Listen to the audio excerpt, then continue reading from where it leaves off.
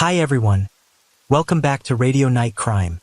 Before you drift off, let me know in the comments where you're listening from. If you're enjoying the stories, don't forget to like and subscribe. Now let's relax and jump into tonight's case. Story 1. The horrific case in Oxford, UK. In 2000 shocked the whole community. Howard Morgan, a successful designer, and his best friend, York Mitchell, were brutally murdered in a luxury hotel. The story begins when Howard, who has always been known for his illustrious career and happy family, is caught up in a secret homosexual affair with York. Howard's seemingly perfect life quickly falls apart when his wife, Kelly Reed, discovers the betrayal. Unable to accept the deception, Kelly plans revenge, leading to a shocking crime, leaving everyone shocked by the cruelty of the perpetrator and the pain of those involved. Howard Morgan, born in 1972, grew up in a middle-class family in Oxford, where he early showed a strong passion for art and design. From a young age, Howard was passionate about creating, spending hours drawing, cutting, and creating models from anything he could find. This passion became more than just a hobby. It became an integral part of Howard's life. When he came of age, Howard decided to pursue a career in design. He enrolled in a prestigious university where he could develop his knowledge and skills in this field. There, Howard stood out as a talented student, consistently achieving high marks in projects and assignments. He learned not only from his professors but also from his classmates, who shared his passion for creativity. After graduating, Howard returned to Oxford and began to build his career. Initially, he faced many difficulties when competing with big names in the design industry. However, with talent, perseverance, and constant learning, Howard gradually asserted his position. He started getting small projects, then gradually bigger contracts from reputable businesses and individuals in the city. Howard's career developed smoothly and his reputation quickly spread. He became a well-known designer in Oxford, known not only for his talent and creativity, but also for his dedication and professionalism. The projects that Howard participated in were highly appreciated, from interior design for luxury stores to large-scale public works. Each of his works bears his own mark, showing a subtle combination of aesthetics and functionality, meeting the strict requirements of customers. Not only is he a successful designer, Howard is also known as a man dedicated to his work. He pays close attention to every little detail in his projects, not afraid to stay up all night to complete them. This dedication has not only helped Howard achieve great success in his career, but also helped him build a solid reputation in the industry. Many in the design community and clients admire and respect Howard, seeing him as a role model of professionalism and creativity.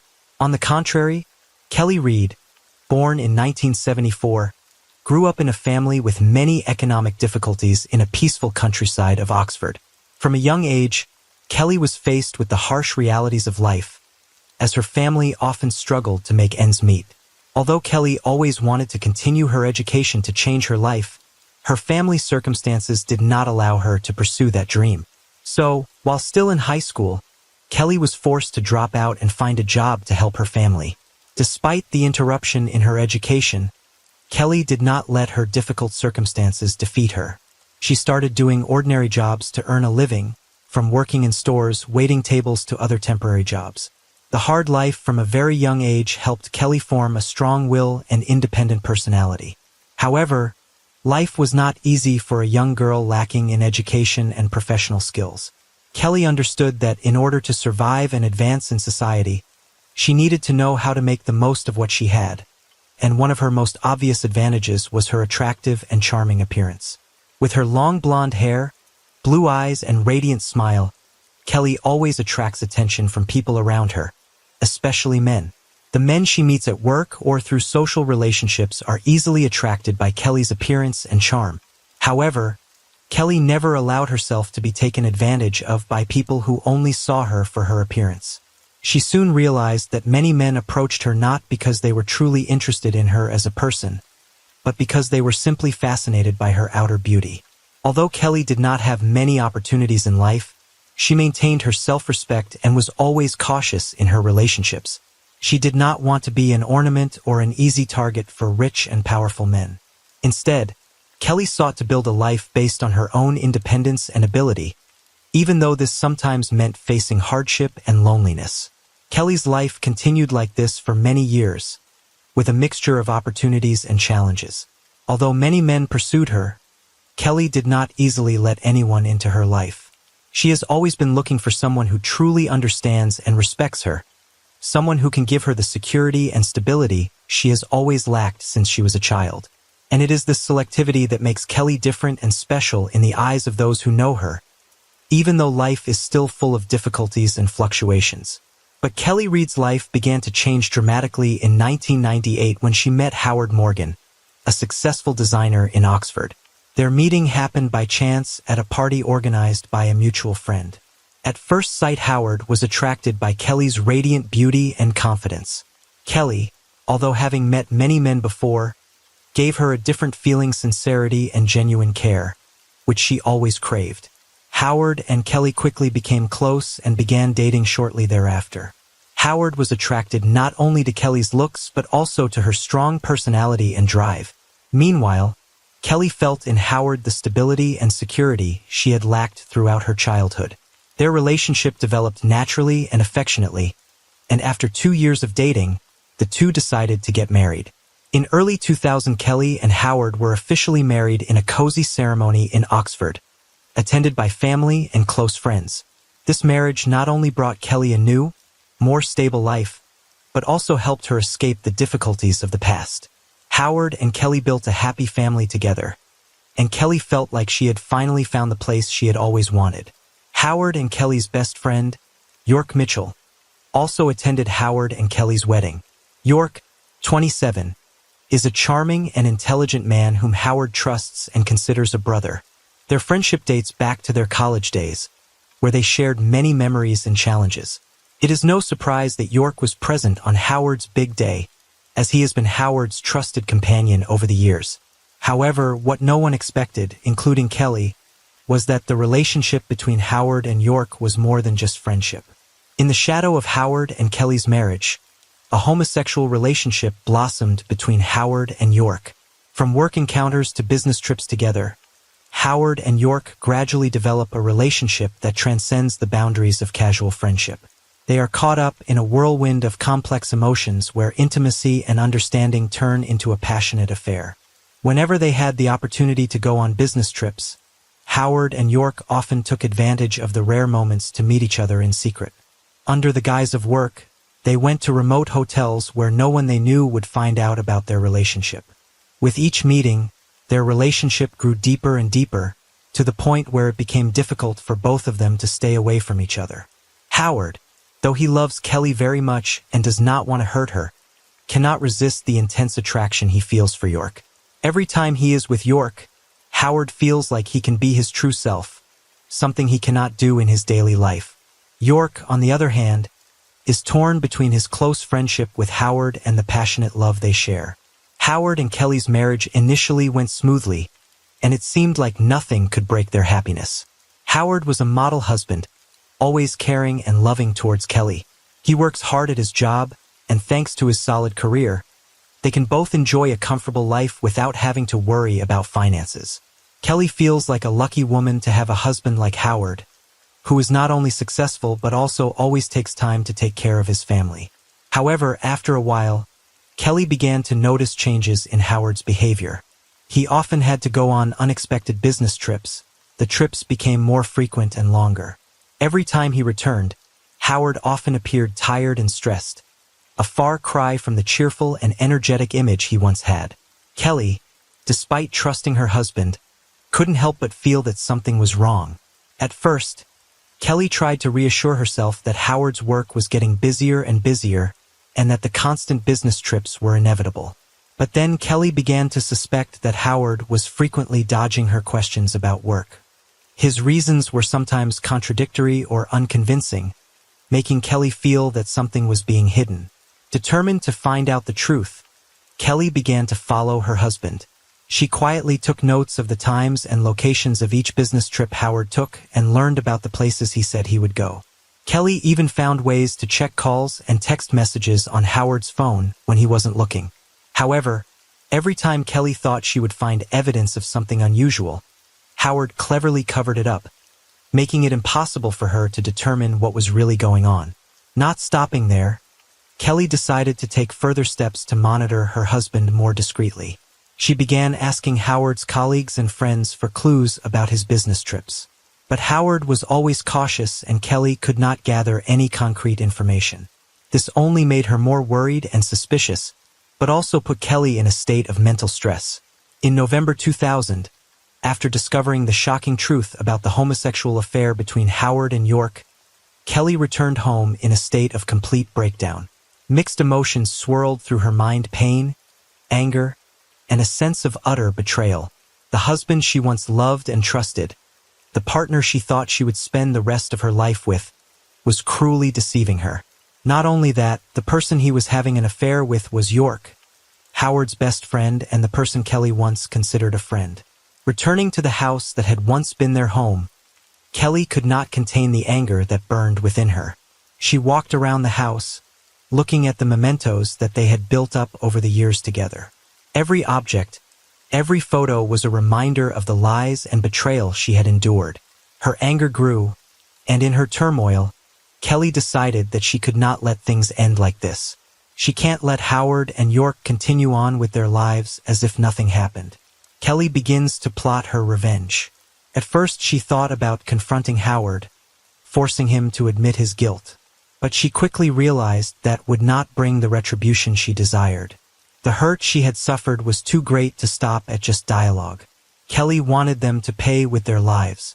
In her anger, Kelly remembered a name she had heard in side stories: Jonathan Parker, a notorious criminal who was wanted many years ago. Jonathan had been convicted of many serious crimes, including murder. However, thanks to his cunning and brutality, he escaped the police's pursuit and lived in the shadows, always ready to take on dangerous contracts to maintain his outlaw life. Kelly began to learn about Jonathan, determined to find him to carry out her plan of revenge. Through some underground connections she had made from her days working at the coffee shop, Kelly finally contacted Jonathan. They arranged to meet at a secret location, where she made her offer and detailed descriptions of the two targets she wanted to eliminate: Howard Morgan and York Mitchell. Jonathan, cold and unscrupulous by nature, quickly agreed to the amount Kelly offered. He only asked a few simple questions about Howard and York's schedules, making sure that the mission would leave no trace. Kelly provided Jonathan with all the necessary information, from his whereabouts, daily routines to the business trips that Howard frequently took. She remembered every little detail to ensure that there were no mistakes in the plan. After the meeting, Kelly felt a strange sense of relief.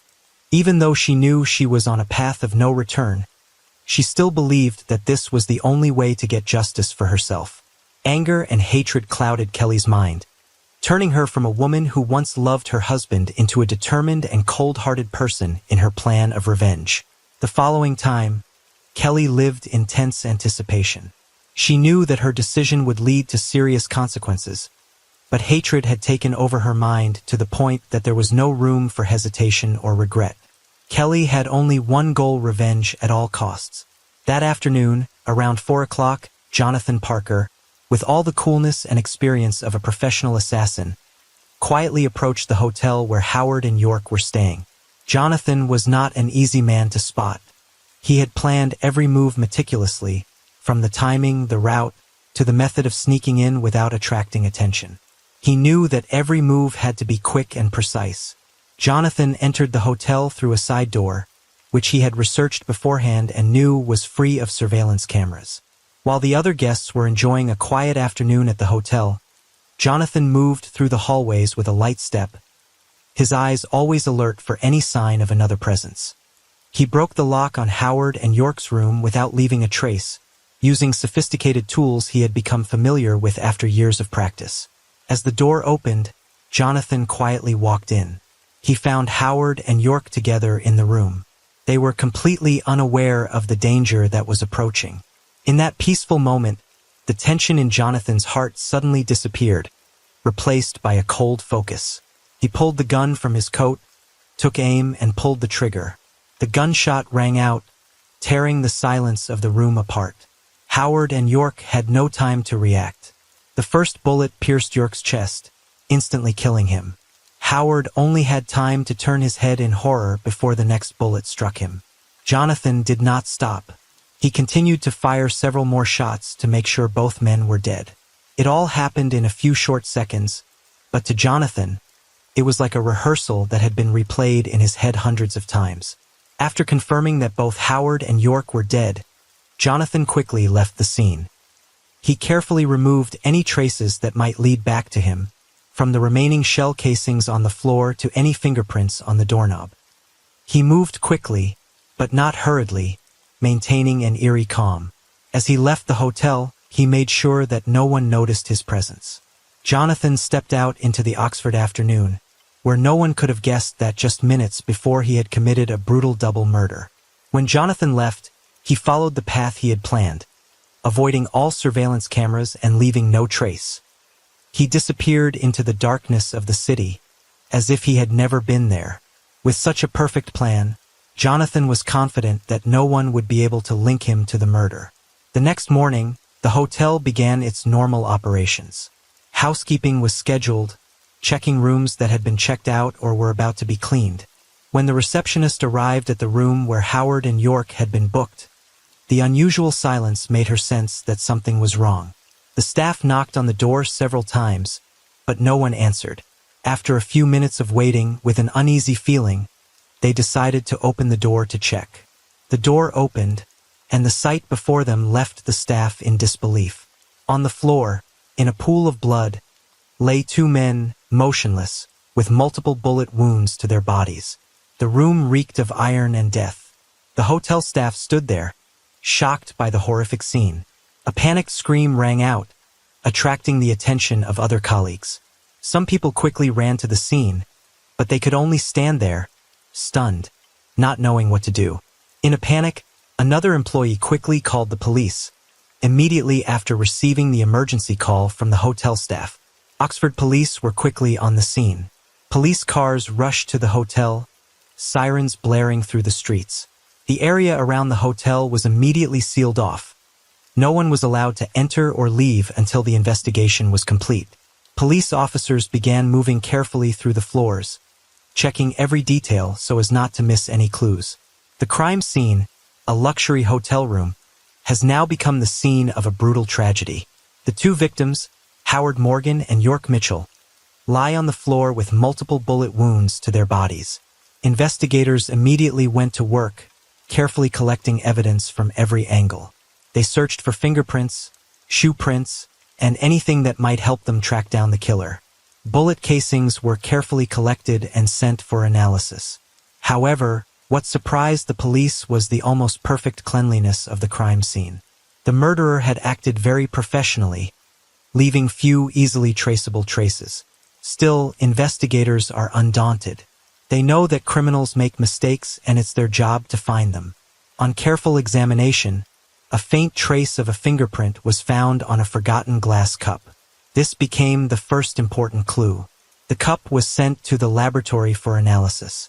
Meanwhile, investigators also focused on checking the hotel's security camera records.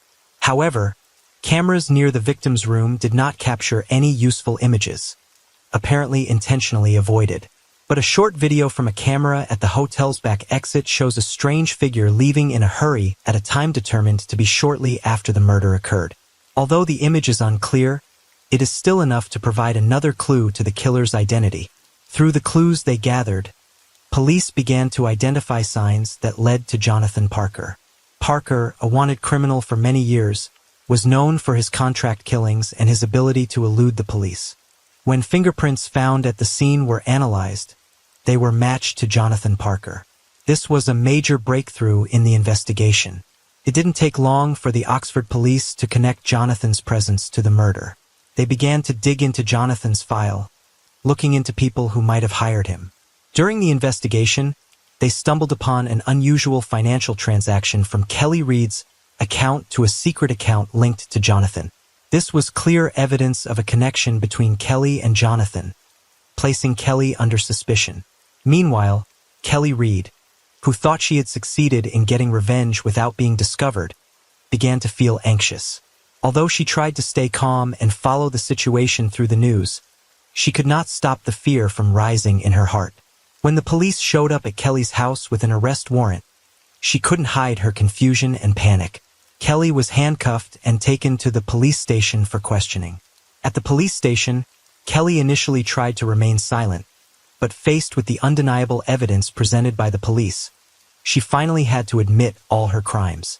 She confessed that she hired Jonathan Parker to kill Howard and York after discovering her husband's betrayal.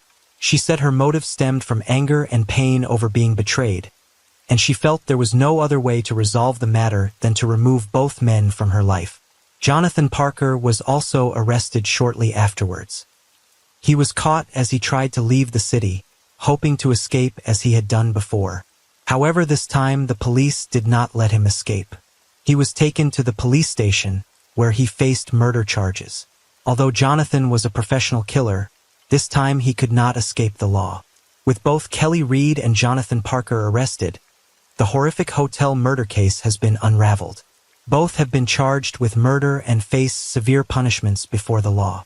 The trial of Kelly Reed and Jonathan Parker took place in late 2000, and throughout the trial, prosecutors presented a series of clear and convincing evidence that Kelly was the mastermind behind the murder, while Jonathan was the one who carried it out. Details about how Kelly hired Jonathan, shady financial dealings, and Kelly's confession made the picture of the case clearer than ever.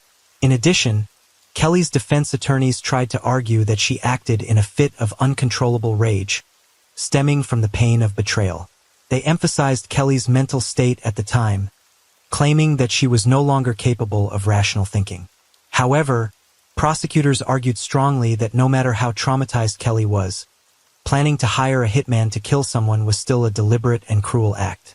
Ultimately, after several days of trial, the court concluded that the actions of both Kelly Reed and Jonathan Parker were premeditated and unacceptable under any circumstances.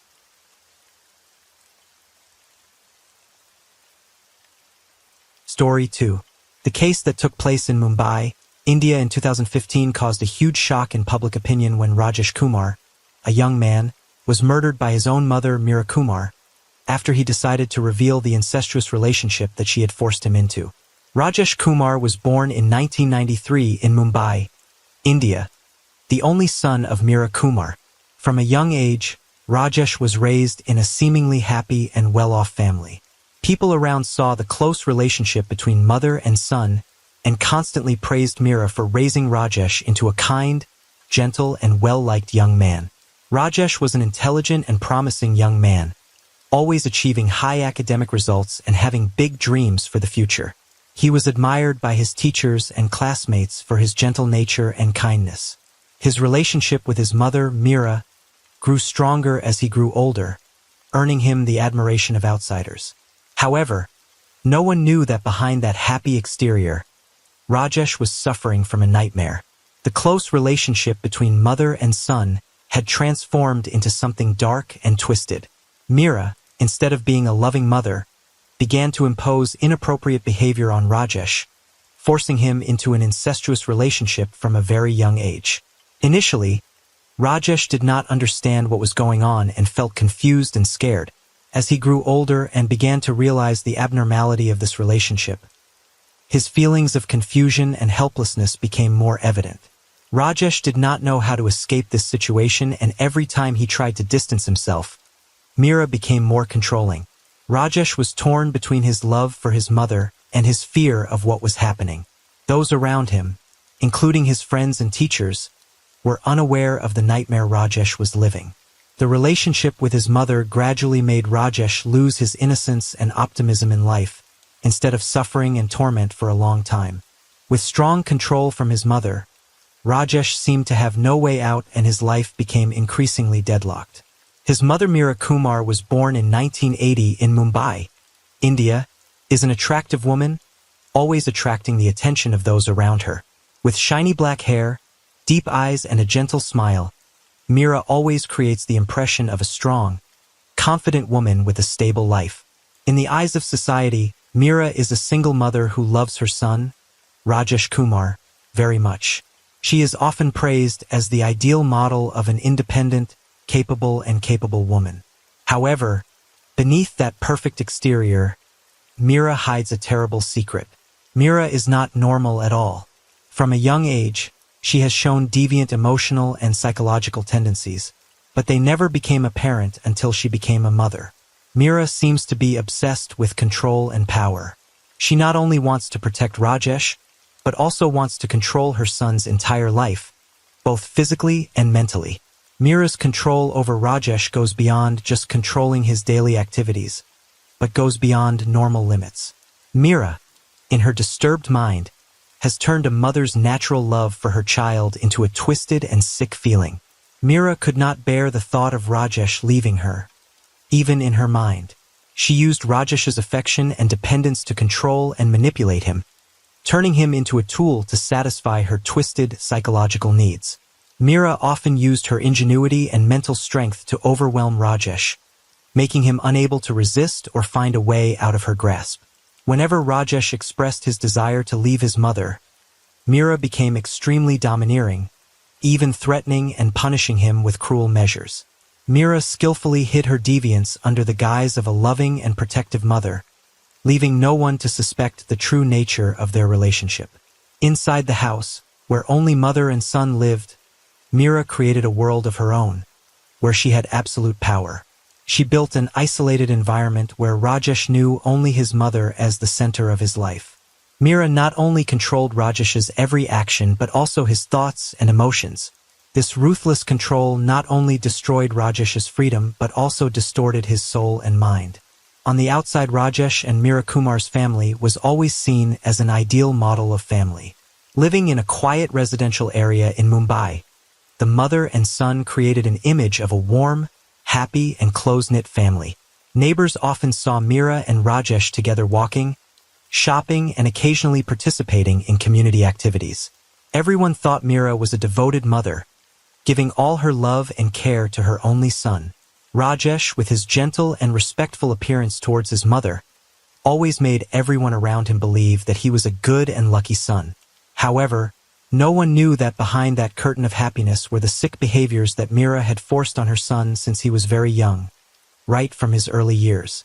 Rajesh lived under the strict control of his mother. Mira, with her subtlety and ingenuity, gradually transformed the mother-son relationship into something twisted, completely out of step with the norm. By covering her actions with the guise of love and protection, Mira manipulated Rajesh, turning him into a victim of psychological distortion without even realizing it.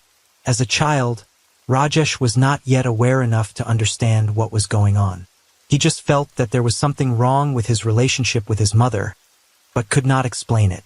Mira's behavior, disguised as caring, gradually made Rajesh accept the abnormality as a part of normal life. He grew up conflicted between what he felt was wrong and his absolute trust in his mother, the only person he could rely on.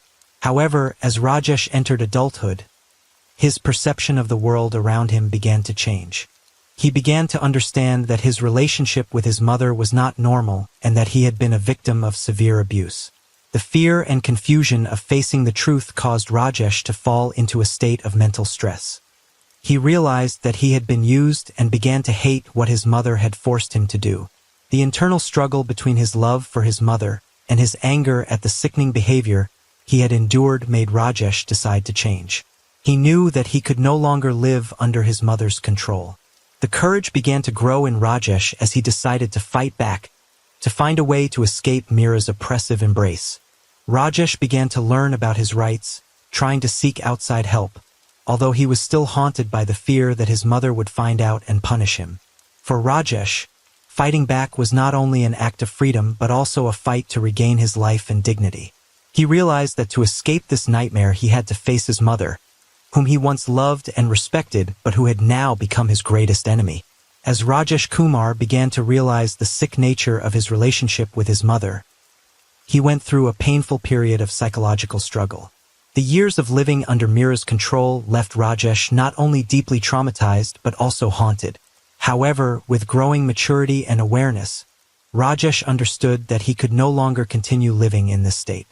He decided to end the incestuous relationship that Mira had forced him into, and to do that, Rajesh knew he needed to stand up to his mother. The The first step in Rajesh's plan was to create a distance between him and Meera. He began to reduce his dependence on his mother, seeking to escape the cruel control she had imposed on him since childhood. Rajesh tried to participate in social activities outside, seeking independence and freedom for himself. This was not easy, because Meera kept a close eye on Rajesh's every move and was ready to intervene if she felt her control was threatened.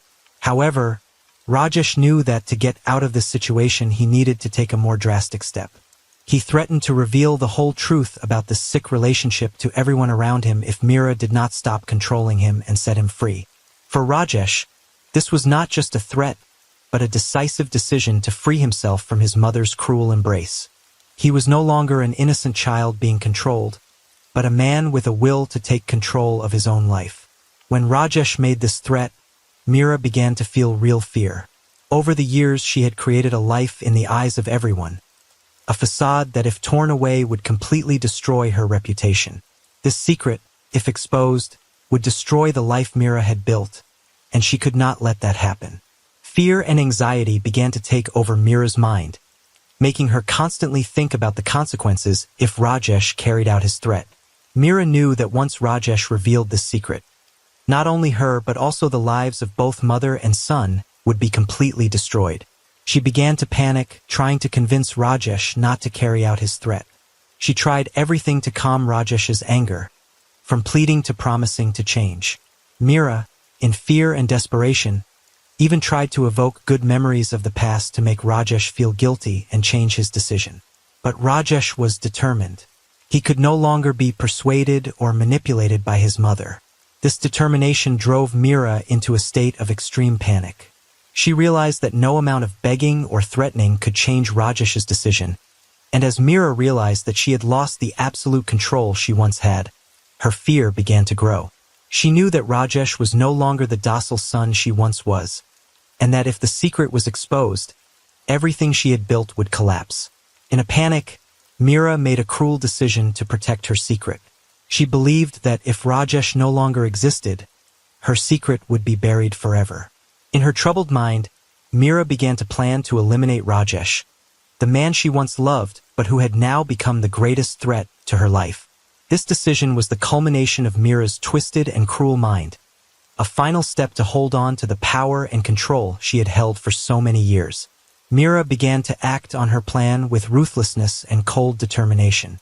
She no longer saw Rajesh as her son, but only as an obstacle that needed to be eliminated.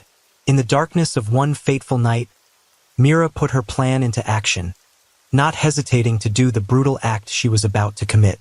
On the night of March 19, 2015, the atmosphere in Meera and Rajesh Kumar's Mumbai home became more oppressive than ever. A heated argument broke out between mother and son. Rajesh, after years of enduring his mother's ruthless control, finally decided to rebel. He was determined to end the sick relationship that Meera had forced him into since he was a child. In a fit of rage and frustration, Rajesh declared that he would reveal the whole truth to everyone without any fear or hesitation. Meera, hearing the threats from her son, fell into a state of utter panic. She felt that her whole world was collapsing. Meera had built a perfect life in the eyes of society, and now, with just one word from Rajesh, everything she had worked so hard to maintain would be shattered. Meera was not only afraid of her reputation being ruined, but also haunted by the prospect that her life with her son would never be the same again. She could not bear the thought of the dark secret she had kept hidden for so long coming to light. In her panic, Meera could no longer think clearly. Her mind was a jumble of fear and despair. As Rajesh turned around, preparing to leave the room after the argument, Meera felt as if she was being controlled by a dark force within her. She no longer saw Rajesh as the son she had loved and raised for so many years. Instead, Rajesh had now become the greatest threat to her existence. Meera quietly walked into the kitchen, where she picked up a sharp knife. At that moment, she felt she had no choice. Meera approached Rajesh, who was still unaware of her mother's intentions. In a fit of panic and loss of control, Meera stabbed the knife into Rajesh's back. The sudden stab left Rajesh unable to react. He only had time to let out a painful groan and collapse to the floor. Blood from the wound quickly soaked his shirt and spilled all over the floor. Seeing her son lying motionless in a pool of blood, Mira seemed to wake up from a nightmare.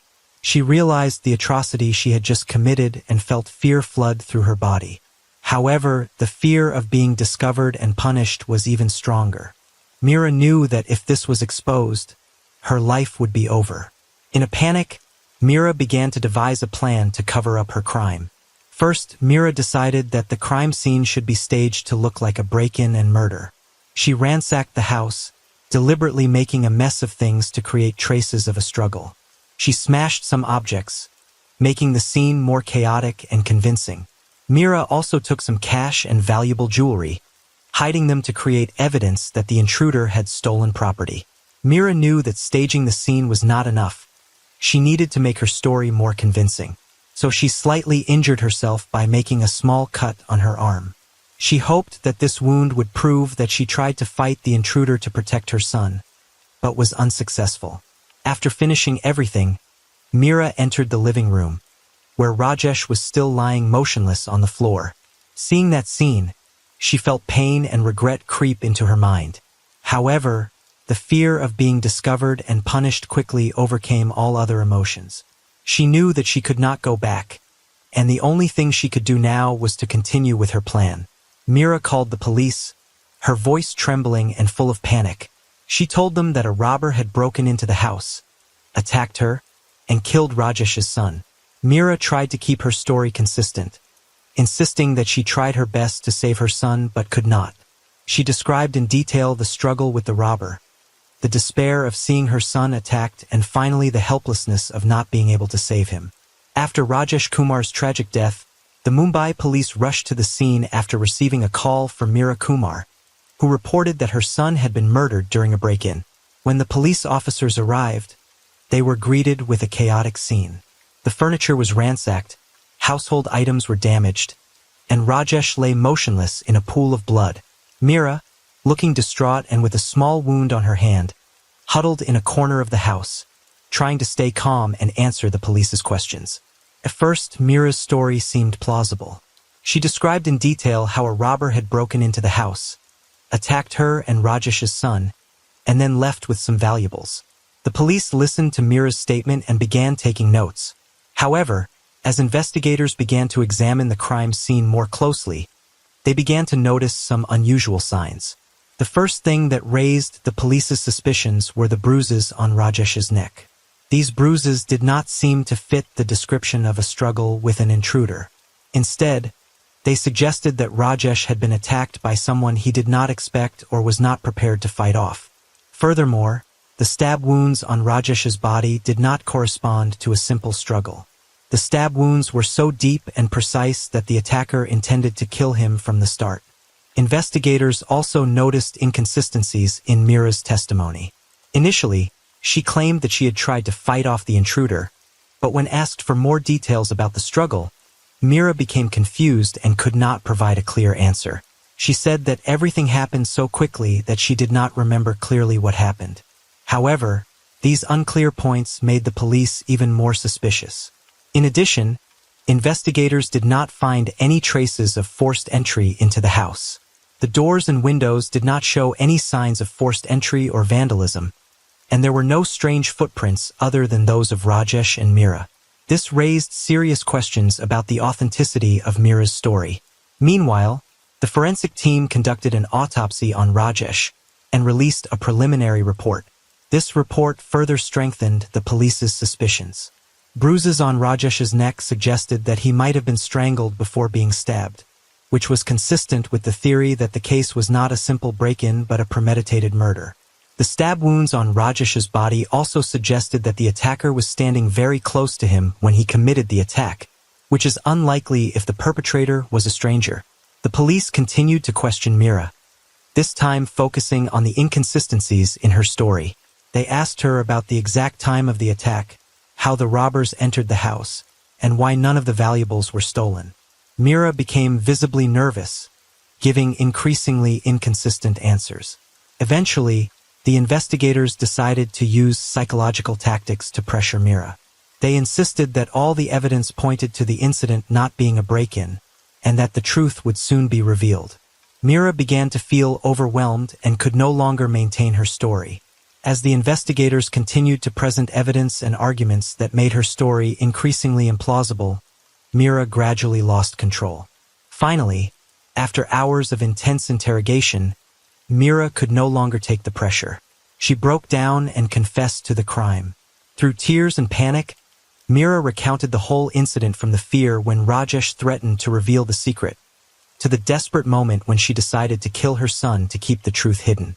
Mira explained that she had acted in a fit of panic, unable to control herself when faced with the prospect of her life being ruined. Mira said that after killing Rajesh, she tried to stage the crime as a break-in to fool the police. She thought that if she could come up with a convincing story, she could clear herself of the charges and clear her name. However, under close scrutiny, she realized that she could no longer hide her crimes and eventually confessed to everything. Mira's confession sent a chill down the spine of the investigators. They suspected that the case was not simple from the start, but they did not expect the truth to be so terrible. Mira killed her only son in a fit of panic and then tried to cover up the crime by staging the scene. This incident not only shocked the investigation team, but also shocked the entire community when the news broke. With Mira's confession, the police completed the investigation and arrested her on charges of murder. News of the case quickly spread throughout Mumbai and became the focus of media attention. Everyone was shocked by the incident, unable to believe that a mother could do such a terrible thing to her son. Mira Kumar's trial took place in late 2015, attracting a lot of attention from the public and the media. During the trial, Mira was charged with murder with irrefutable evidence. The prosecution detailed how Mira killed her son, Rajesh, in a fit of panic, fearing that he would reveal the sick secret she had kept hidden for years.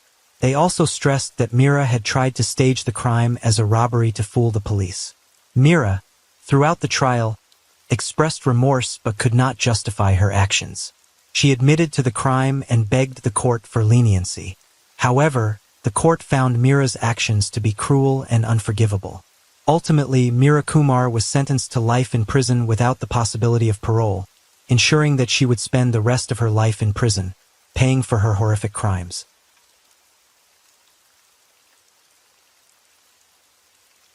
Story 3. Now we will explore a shocking case that has shaken the faith of millions of people in the religious system they once respected.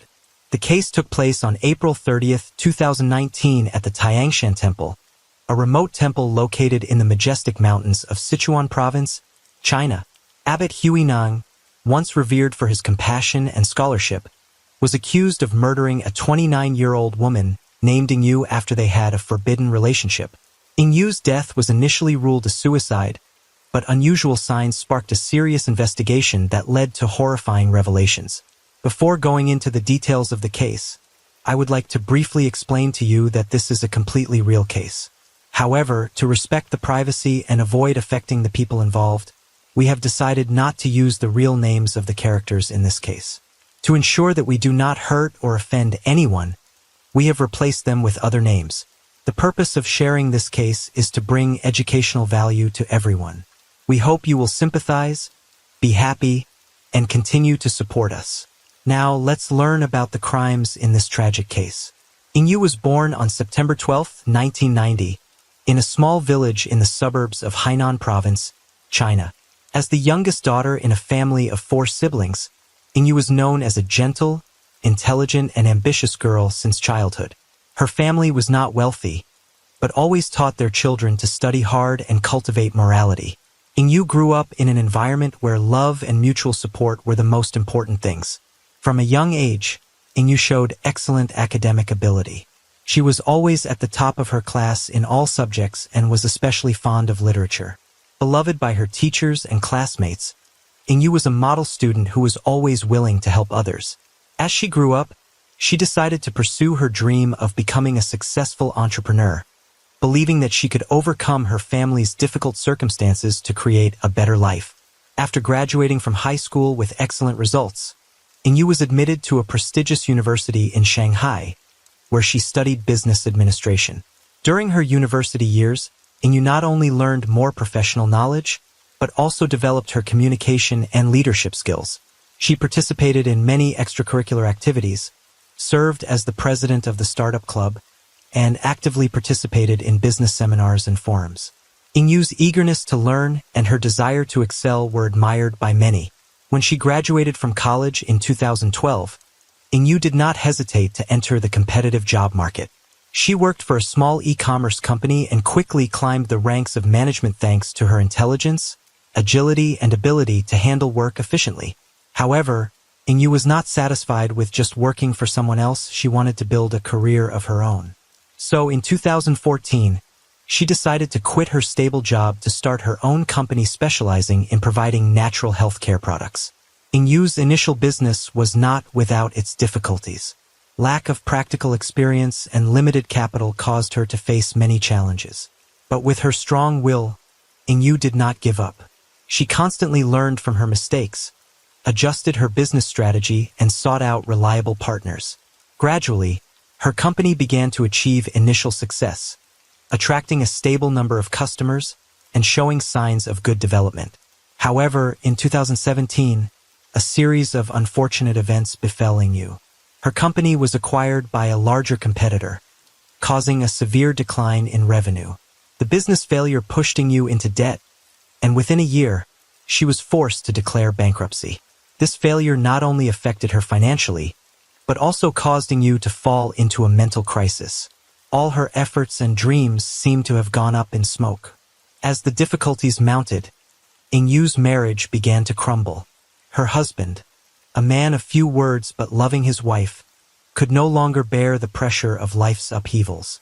He decided to divorce and took their only child with him, leaving Ingyu alone to face the pain of both physical and mental loss. This was the darkest moment in Ingyu's life.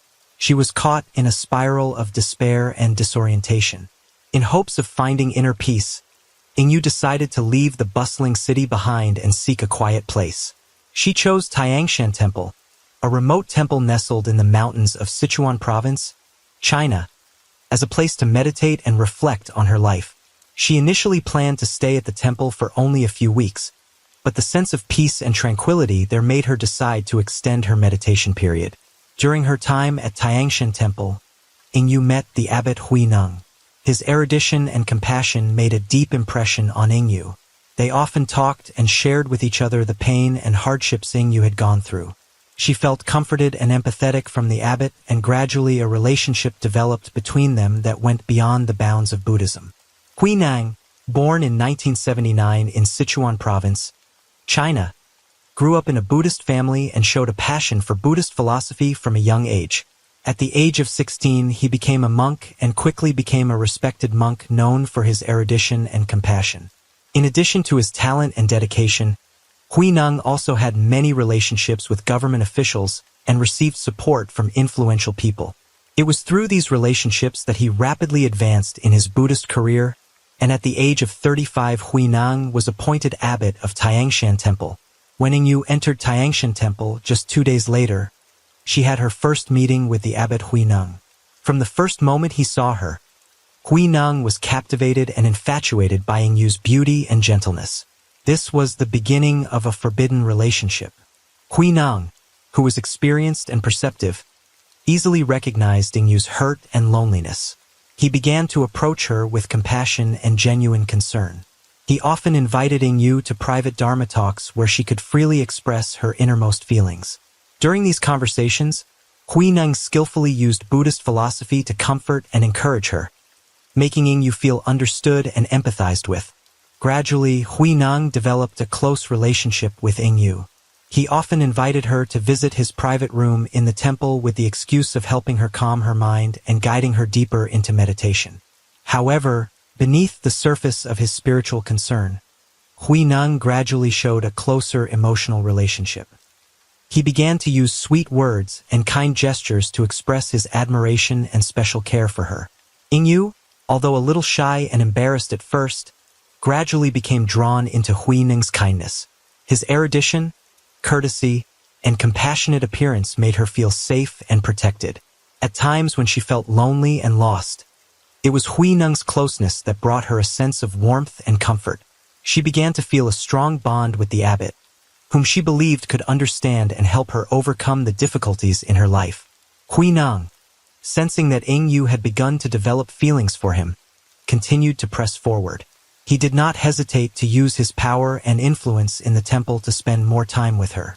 Meditation sessions and Dharma talks became opportunities for him to express his deepest thoughts about life, love, and suffering. He skillfully guided the conversation in an emotional direction, creating a private space where they could both share their deepest secrets. Hui Nang finally crossed the line between monasticism and lust. Late one night, when they were alone in their room, he confessed to Ing Yu that he was not just an abbot but a man with feelings and desires like everyone else. He said that his feelings for her were genuine and deep, that she made him feel loved and alive after all those long years of loneliness in the silence of the temple. Ing Yu, who was in a weak and vulnerable state of mind, had not been close to a man for a long time, so she could not resist Hui Nang's strong attraction. When Hui Nang took off all of his clothes, she was drawn into the vortex of his affection and seduction. From then on, they began a secret relationship, full of passion but also full of sin, which both knew would have unpredictable consequences if discovered. That night, the two were drawn together. Each piece of clothing on her body was carefully removed by him, in gentle gestures, as if he was a man with a lot of experience in bed. This relationship, although it brought Ing Yu brief moments of happiness, also led her down a path filled with tragedy and despair. Hui Nang, caught up in lust and infatuation, gradually lost her mind and made wrong decisions, leading to a tragic end for both of them. After that first night, Hui Nang and Ing Yu woke up the next morning with a calm appearance, as if nothing had happened. Both of them continued their daily lives at the temple, participating in Buddhist ceremonies and activities as usual. However, deep inside, they both felt the intense vibrations from the night before, something that neither of them could deny or forget. Although they maintained a cool and calm demeanor on the surface, both Hui Nang and Ing Yu knew in their hearts that their relationship had crossed a threshold of no return. They had crossed the boundaries of what was considered proper and pure in Buddhism, but both were caught up in new and intense emotions that they could not resist. After that night, their meetings became more and more frequent. At first, they only talked late at night in Hui Nang's room, where no one could find them. However, after a few days, those conversations turned into intimate contact. They could no longer hide their desire and lust. Every time the door closed, they rushed towards each other, as if they needed each other more than anything else in the world. Every time they touched, their skin was hot, their breathing was rapid. Both of them seemed to be searching for something they had long been lacking. This clandestine relationship took place not only in Hui Nang's room, but also in Ing Yu's room. In the quiet of the night, when everyone in the temple had gone to sleep, Hui Nang would sneak into Ing Yu's room, where she waited for him with an indescribable longing. The two of them were caught in a storm of emotions, unable to escape. They entangled with each other, exchanging passionate kisses, as if it was the last time they would be together. Every time they met, the forbidden feeling made their relationship more passionate. It was not only physical satisfaction but also a spiritual connection, a feeling that neither of them had experienced before. This secrecy became an integral part of their lives. They lived together in forbidden and passionate moments, but also with the fear of being discovered. Every time they were together, they knew they were playing with fire, but they couldn't stop, as if this relationship had become an addiction, something they couldn't give up, despite knowing the painful consequences. As each day passed, their clandestine encounters became more intense, but at the same time they both sank deeper into sin and moral torment. Hui Nang, once respected for his compassion and erudition, was now a man consumed by base desires. Ing Yu, once a woman seeking peace of mind, was now caught in a sinful relationship from which she could not escape. As each day passed, their clandestine encounters became more intense, but at the same time they both sank deeper into sin and moral torment. Hui Nang, once respected for his compassion and erudition, was now a man consumed by base desires. Ing Yu, once a woman seeking peace of mind, was now caught in a sinful relationship from which she could not escape. Ing Yu decided to sneak out of the temple early one morning, while everyone was still asleep, to go to a small clinic in a nearby town. There she met with a doctor and asked to be examined in private. As she waited for the results, her mind was filled with anxiety and fear about what might happen. Finally, he informed Ing-yu that she was pregnant. The news was like a bolt from the blue, making Ing-yu feel like her whole world had collapsed. She left the clinic in a state of confusion, not knowing how to face this truth. Not only was the pregnancy a huge shock to her, but it could also bring about unpredictable consequences, threatening both her and Hui Ning's future. That night, after receiving the test results, Ing-yu decided to go see Hui Ning. She was filled with worry and hope, believing that this was the time for them to face the truth and find a way out for both of them. When she arrived at Hui Ning's room, she tried to remain calm as usual, and after they were done being intimate as usual, Ing-yu knew that she couldn't wait any longer. In the quiet that followed, Ing-yu spoke softly, her voice trembling but determined. She told Hui Ning that she was pregnant, and that the child was his. She could no longer hide it and needed him to face the situation. Ing-yu looked deeply into Hui Ning's eyes, expressing her wish that he take responsibility for the child and leave the temple with her to start a new life, where they could raise their child without fear of public judgment. Ing-yu hopes that, with the special feelings and relationship they have, Hui Ning will agree to her proposal and step out of the darkness of stealth with her to face the future. When he heard Ing-yu announce that she was pregnant, Hui Ning tried to remain calm, but inside he was filled with conflicting emotions. He fell into a state of silence, thinking about the consequences of this situation. The responsibility for Ing-yu and the child, along with his reputation and status in the Buddhist community, all weighed heavily on his shoulders. After a moment of silence, Hui Ning looked at Ing-yu with tired and worried eyes. He told her that he needed time to think, to make the right decision for both of them. Although he appeared calm on the outside, deep inside Hui Ning was facing the fear of the future and what he might lose if the truth was exposed. After a tense conversation about Ing-yu's pregnancy, Hui Ning decided to meet her outside the temple to discuss their future further. One quiet night, when everyone in the temple was asleep, they sneaked out of the temple, heading to a secluded spot where no one would see them. Both of them were filled with heavy thoughts and worries about this meeting. Ing-yu hoped that this would be the opportunity for them to make a final decision about leaving the temple and starting a new life with her unborn child. Meanwhile, Hui Ning was still uncertain, torn between his responsibility to Ing-yu and the fear of losing everything he had built up during his monastic life. That night, Hui Ning asked her to quietly leave the temple without leaving any traces and promised to provide a large sum of money for her to raise the child and cover her living expenses. This amount, he said, would ensure that Ing-yu and the child would have a stable life without having to worry about finances. However, Hui Ning's request did not stop at leaving the temple. He strongly requested that both of them cut off all contact and never see each other again. This was a condition that he considered necessary to protect his reputation and status, as well as to prevent any threats to his monastic life. Ing-yu, in that moment, felt like her entire world was collapsing. Despair and pain welled up as she realized that, to Hui Ning, their feelings were ultimately only worth the cost of maintaining their reputation. The meeting that seemed to bring a solution to their dilemma quickly turned into a heated argument. Ing-yu, after hearing Hui Ning's cold demands, could not contain her emotions.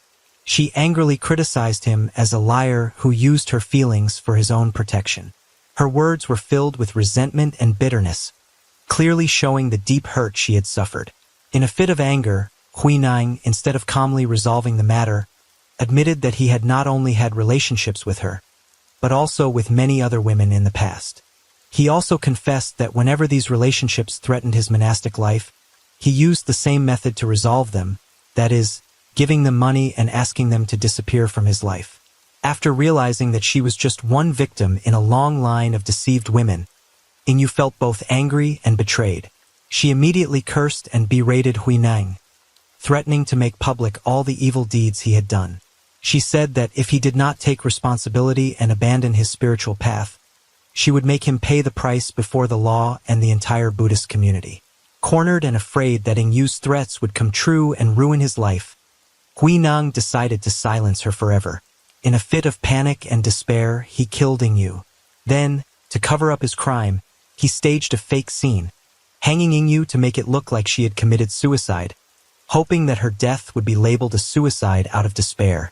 Hui Neng returned to the temple, continuing his monastic life as if nothing had happened. On April 30th, 2019, Ingyu's body was discovered by locals in a remote area near Tiangshan Temple. Police quickly arrived at the scene after receiving the report. Initially, with the scene set up to look like a suicide, the police suspected that it might be a case of suicide due to despair. However, the unusual signs on the victim's body and other factors at the scene prompted them to launch a serious investigation to clarify the truth behind Ingyu's death. During the investigation, the police discovered the fingerprints of Abbot Hui Neng on the victim Ingyu's body. This was an important piece of evidence, indicating that the abbot had been present at the scene and had direct contact with the victim before her death. At the same time, the autopsy also confirmed that Ingyu was pregnant, which further raised suspicions about the secret relationship between her and the abbot. These discoveries led the police to focus their investigation on the abbot Hui Neng. They quickly gathered statements from Buddhists in the temple and found that every detail pointed to the abbot. As pressure mounted, the police decided to arrest Hui Neng for questioning. Faced with irrefutable evidence, Hui Neng initially tried to remain calm, but eventually could not deny the truth. Under the fierce struggle of the police, he confessed everything, from his forbidden relationship with Ingyu to his plan to kill her to cover up the truth. Hui Neng's confession ended the investigation with a tragic and heartbreaking ending. After the arrest of Abbot Hui Neng, investigators not only had to deal with the case, but also faced pressure and threats from high-ranking government officials. These people, who had close ties to Hui Neng, tried to use their power to pressure the investigators, in order to protect the abbot and prevent the truth of the case from being made public. The trial of Abbot Hui Neng proceeded swiftly after the evidence against him was collected. Despite pressure and threats from powerful authorities, the case attracted intense public and media attention. In court, Hui Neng could not deny his crimes and was charged with murder and other crimes. The trial was held in a tense atmosphere, with the participation of many people and Buddhists who wanted to see justice done. In the end, Abbot Hui Neng was sentenced to life in prison, closing a tragic case and leaving an indelible stain on the history of Tian Tam Tuesday. However, in 2023, shocking reports emerged that, despite being sentenced to life in prison, Abbot Hui Neng was living a relatively comfortable life in prison. These reports indicated that he was not subjected to the harsh conditions typically found in prisons, but instead appeared to be enjoying a life of luxury and comfort. This information sparked public outrage and suspicion, raising questions about the fairness of the law and whether someone in the government had intervened to protect him even while he was serving his sentence. The Yongyu case, with all its tragic and criminal details, has come to an end, leaving an indelible stain on the history of Tianzin Temple and the Buddhist community in general. From a peaceful temple where many people came to seek peace of mind, Tianzin Temple has become the center of a horrifying case, exposing the dark side of humanity even in the most sacred places. The deceit, greed, and corruption of Abbot Hui Neng not only led to the tragic death of Yongyu, a woman who once carried hope for peace, but also shook the faith of thousands of Buddhists. The trial ended with a fitting sentence for Hui Neng, but the aftershocks of the case continue to reverberate through public opinion. The Yongyu case has come to an end, but its lessons about temptation, power, and justice will remain in the minds of those who followed it.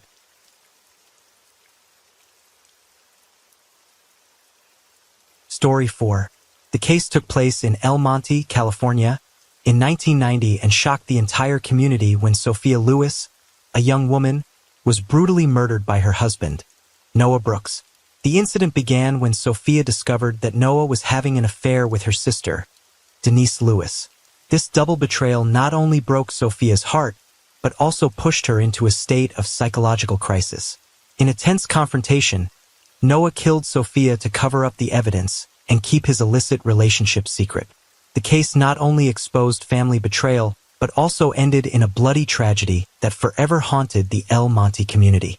Noah Brooks, born in 1965 in El Monte, California, has always stood out with his attractive appearance and charming personality since childhood. Possessing a captivating smile and confident eyes, Noah easily attracts the attention of everyone around him. He soon realized the power of his appearance and demeanor, and this became an important part of how he built personal and social relationships. Growing up in a middle-class family, Noah did not lack anything materially. However, from a young age, he nurtured in himself the ambition to surpass others. Noah believed that he deserved to have the best things in life, from a successful career to a happy family. With his skillful communication skills and innate confidence, Noah quickly built a stable and respected career in El Monte. He works in the business world, where his charm and wit are evident in the way he persuades clients and colleagues. Noah is able to make a strong impression on people because of the sophistication with which he handles situations and communicates with those around him. Friends and colleagues always see Noah as a successful, confident man who always knows how to master the game. He was invited to many social events, became the center of attention at parties and gatherings. People respected and admired him not only for his career achievements but also for the way he built his image in the community. However, behind that perfect appearance, Noah Brooks hid another nature. Beneath the facade of confidence and success lies a selfish, greedy man who craves control over everything around him. Noah is never satisfied with what he has. He is always looking for more. Whether it is money, status, or personal relationships, he does not hesitate to use his charm to achieve his goals, regardless of the harm it may cause to others. Noah is also very good at hiding his true intentions. He knows how to make people around him believe that he is a good person, a family man who always puts the interests of others first. But in reality, everything he does comes from personal motives. Noah does not hesitate to betray or take advantage of others if it can benefit him. On the other hand, Sophia Lewis, born in 1967, grew up in a middle-class family in El Monte, California, where she was raised with love and care. From a young age, Sophia showed a gentle, kind personality, always caring and looking after others. Her intelligence and sensitivity always made her loved and respected by everyone around her. Sophia believes that family is the foundation of happiness, and therefore she always puts family first in her life. As the eldest sister in the family, Sophia always takes on the role of protector and guide for her younger sister, Denise Lewis. The two sisters have a strong bond, and Sophia is always willing to make sacrifices to ensure that Denise has the best life possible. She often shares and listens to her sister, always being there for Denise during difficult times. To Sophia, Denise is not just a sister, but an important part of her life. As an adult, Sophia continues to have deep family values. She became a devoted woman, always devoted to her loved ones. Sophia was also the elder sister and the spiritual pillar of the family, always striving to maintain harmony and happiness. In 1988, at a party of a mutual friend, Sophia Lewis and Noah Brooks met for the first time. From the very first moment, they were quickly attracted to each other's presence. Noah, with his attractive appearance and confident demeanor, easily made a strong impression on Sophia. Sophia, with her gentle beauty and intelligence, attracted Noah at first sight. They quickly found common ground in conversation and felt a strong connection that neither had experienced before. After that party, Sophia and Noah started seeing each other more often. They spent a lot of time getting to know each other, sharing personal stories, dreams, and ambitions in life.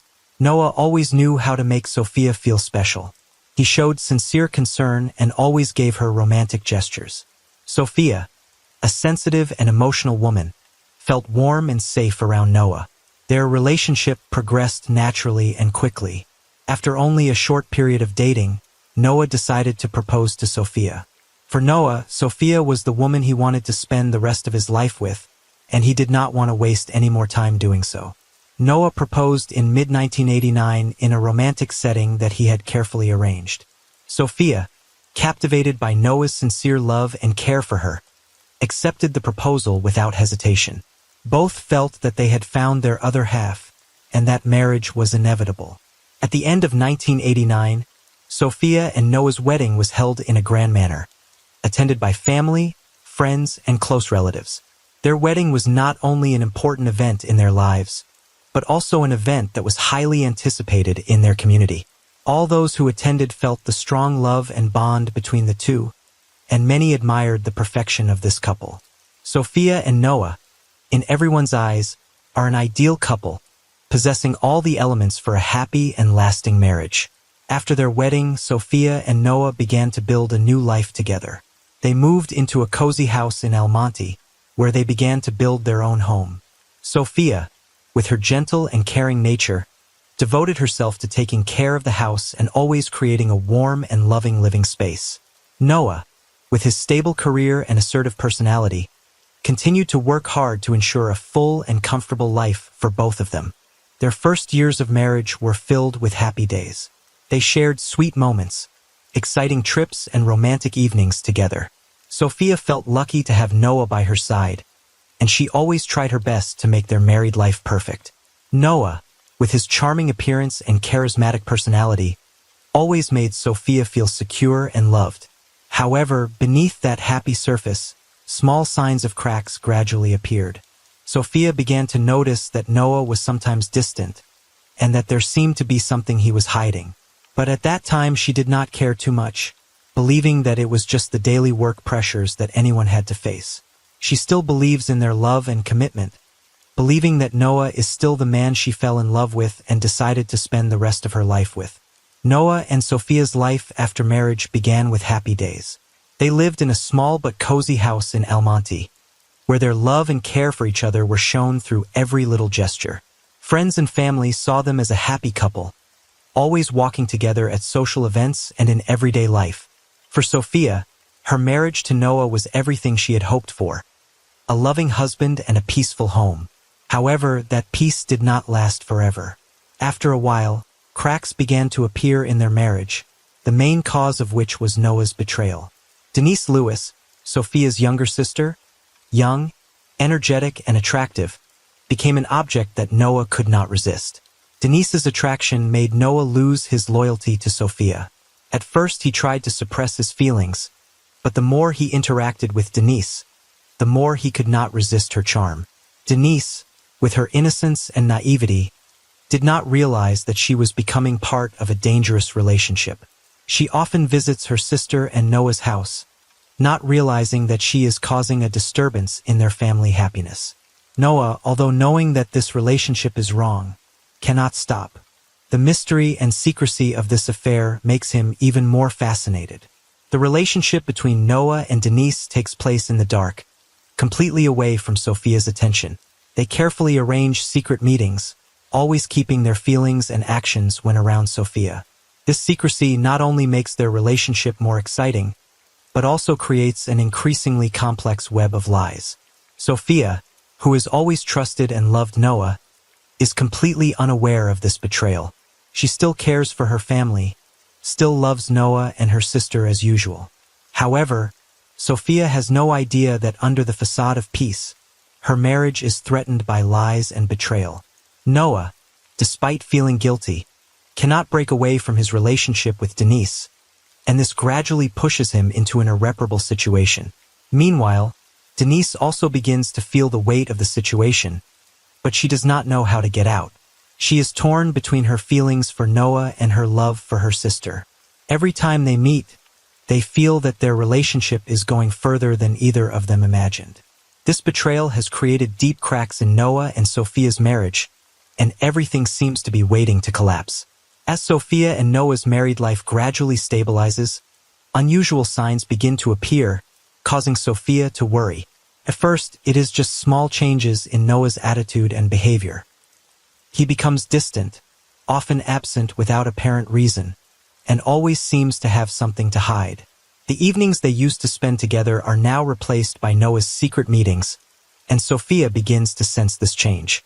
Sophia, with her sensitive instincts and keen observation as a wife, cannot ignore these signs.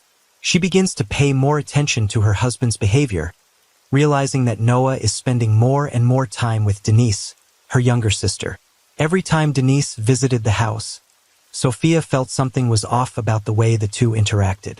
Sometimes, she noticed unspoken glances, awkward silences when she entered the room, and awkwardness when they were caught talking privately. Sophia's anxiety grew, and the long, sleepless nights made her even more suspicious. She began to wonder if she was imagining things, but her heart told her that something was really going on behind her back. The unsettling feeling continued to haunt her, and Sophia knew she had to do something to confirm her suspicions. To find out the truth, Sophia decided to spy on her husband. She began to pay more attention to Noah's daily schedule, discreetly checking his phone calls and messages. Sophia also noticed when Noah suddenly changed his plans or left the house without warning. She pieced together each little detail, gradually forming a clearer picture of what was happening. One day, when Noah said he had an important meeting that evening, Sophia decided to take action. She followed him secretly, careful not to make her presence known. Sophia drove after Noah, her heart pounding in her chest when she noticed that he did not go to work as he said. Instead, Noah drove to a familiar location at Denise's house.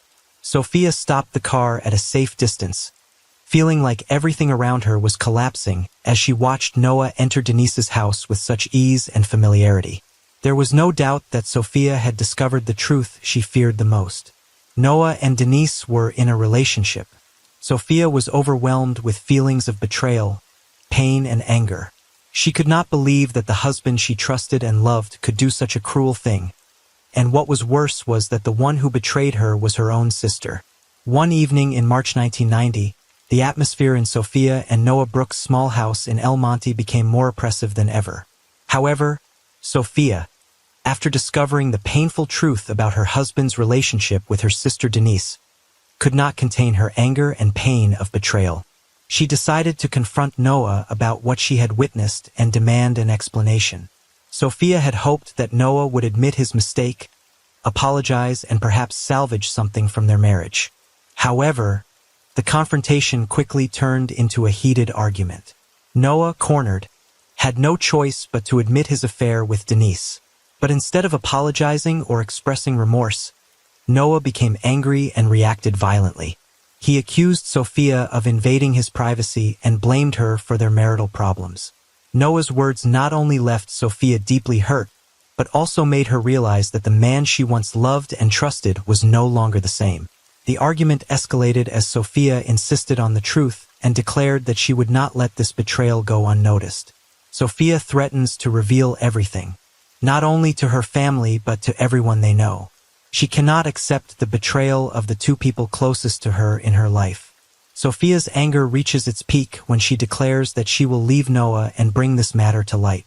Noah, driven to the brink of fear and panic, begins to clearly realize the consequences if this secret is exposed. He will lose everything: the respect of his friends, his career, and the life he has built. Worse, Noah will face the scorn of society and the law if this becomes public. Fearful and desperate, Noah can think of nothing but keeping this secret at all costs. In his anger and panic, Noah makes a cruel and irreversible decision. He decided to kill Sophia to prevent her from revealing this secret. In a blinded state of mind, Noah approached Sophia, and before she could realize the danger, he brutally attacked her. Sophia's screams echoed throughout the house, but no one but Denise heard them. Denise, who was in the next room, ran in when she heard the noise, but she did not intervene. Instead, Denise stood there, shocked and terrified, watching helplessly and in horror as the incident unfolded. After killing Sophia, Noah and Denise both fell into a state of panic. But when faced with the cruel truth, Noah knew that they could not leave any evidence behind. Denise, unwillingly dragged into the case, knew that things had gone too far but could not turn back. In panic and pressure, Denise agreed to help Noah hide Sophia's body. They quickly came up with a plan to dispose of the body. Noah and Denise wrapped Sophia's body in a large cloth and quietly carried it out of the house in the dark. They chose a park near their home, where few people passed by at night, to hide the body. After arriving at the park, they found a secluded area covered with leaves and dry branches. Noah and Denise dug a shallow hole, quickly buried Sophia's body, and covered it with leaves and dry branches, hoping that no one would find it. When the job was done, they left the scene in silence, their hearts pounding with fear and guilt. Noah and Denise knew that they had done something terrible, but now all they could think about was how to escape the consequences. They hurried back to their house and began to plan their escape. They knew that if they were discovered, they would not be able to escape the punishment of the law. The next morning, when the first rays of sunlight hit the park, a resident who was doing morning exercises discovered something unusual. He saw a piece of cloth sticking out from the pile of leaves, and when he got closer, he was horrified to realize that it was a body. He immediately called the police. After receiving an emergency call from a resident who discovered Sophia's body in the park, the El Monte police quickly arrived at the scene. When they arrived, the park was immediately sealed off to prevent disturbances and protect the scene. The investigators, led by Detective James Reynolds, a veteran of murder investigations, began their work with seriousness and meticulousness. Sophia's body was found under a layer of leaves and dry branches, but there was still a piece of cloth sticking out, leading to the discovery of passers-by. Through initial observations, the police realized that this was not a simple case. Sophia was clearly murdered brutally, and hiding the body in the park showed that the killer had prepared and calculated in advance. Police collected evidence at the scene, including footprints, fingerprints, and pieces of cloth that may have been left behind by the perpetrator when disposing of the body. During the investigation of the scene, investigators also found some unusual traces, such as tire tracks near the entrance to the park and broken tree branches, which may have been hastily created by the perpetrator when hiding the body. All of this evidence was carefully collected to serve the further investigation. Sophia's body was then taken to the forensic department for examination. The autopsy results showed that Sophia died from a violent attack, with multiple injuries to her body, including a fatal stab wound. Forensic experts also determined that her time of death was sometime during the previous evening, which coincided with the time when Sophia was last seen at home with Noah. Meanwhile, Detective Reynolds and his team began to investigate Sophia's personal relationships. They quickly identified Noah Brooks, Sophia's husband, and Denise Lewis, her sister, as the first people to be interviewed. The investigators went to Noah and Denise's home to take statements, where they encountered mixed reactions from both. Noah, when asked about Sophia's absence, appeared anxious and distressed. He said that Sophia had left the house after a minor argument, and that he did not know where she had gone. However, Noah continued to change his story throughout the conversation, sometimes fumbling to answer specific questions about when and where he had been that night. The inconsistencies in Noah's testimony immediately caught the attention of investigators. Denise, when questioned, also appeared very nervous. She claimed that she knew nothing about her sister's disappearance and that she had not been at the scene that night. However, Denise's tense reactions and obvious anxiety on her face made investigators even more suspicious. They realized that something was wrong with the way both women answered questions. After collecting initial statements, the police began to match evidence from the scene with the information they had gathered. Footprints and fingerprints found at the park were compared to Noah's and Denise's fingerprints, and the results were an undeniable match. This further strengthened the police's suspicions of their involvement in the case. Another factor that led the police to focus on Noah and Denise was evidence of a violent argument at their home. Many neighbors of Sophia and Noah reported hearing loud arguments coming from the house on the night Sophia went missing.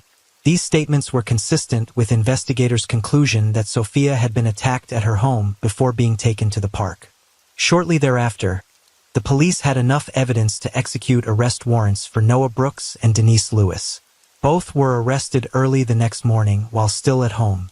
The police searched the house and found several items of evidence that could be linked to the case, including a bloody knife later identified as Sophia's and small bloodstains in Noah's car, proving that they had transported Sophia's body to the park. When taken to the police station for questioning, Noah and Denise initially tried to deny any involvement in Sophia's death. However, when faced with overwhelming evidence, both began to waver. Noah, under pressure from the interrogation, eventually admitted that he had killed Sophia in a fit of rage after she confronted him and threatened to expose his illicit relationship with Denise. Denise was also drawn into the plan to cover up the crime out of fear and concern that it would ruin their lives. Both Noah and Denise were charged with murder and conspiracy to conceal the crime. The case quickly became a sensation, not only in El Monte but throughout the state of California. With strong evidence and confessions from both defendants, prosecutors believed they had a strong case to bring Noah and Denise to justice. The trial of Noah Brooks and Denise Lewis took place in the late 1990s, becoming the focus of public and media attention. Prosecutors presented a compelling array of evidence showing that Noah and Denise had meticulously planned and carried out Sophia's murder together to conceal their illicit relationship. Forensic evidence, witness testimony, and Noah's own confession all painted a clear picture of their crimes. The defense attorney attempted to mitigate Denise's charges by arguing that she had been manipulated and coerced by Noah into committing the crimes. However, the court found that Denise, despite being influenced by Noah, was responsible for the crime. Both Noah and Denise were sentenced to life in prison without the possibility of parole, bringing the case to a close with public approval for a harsh but fair sentence.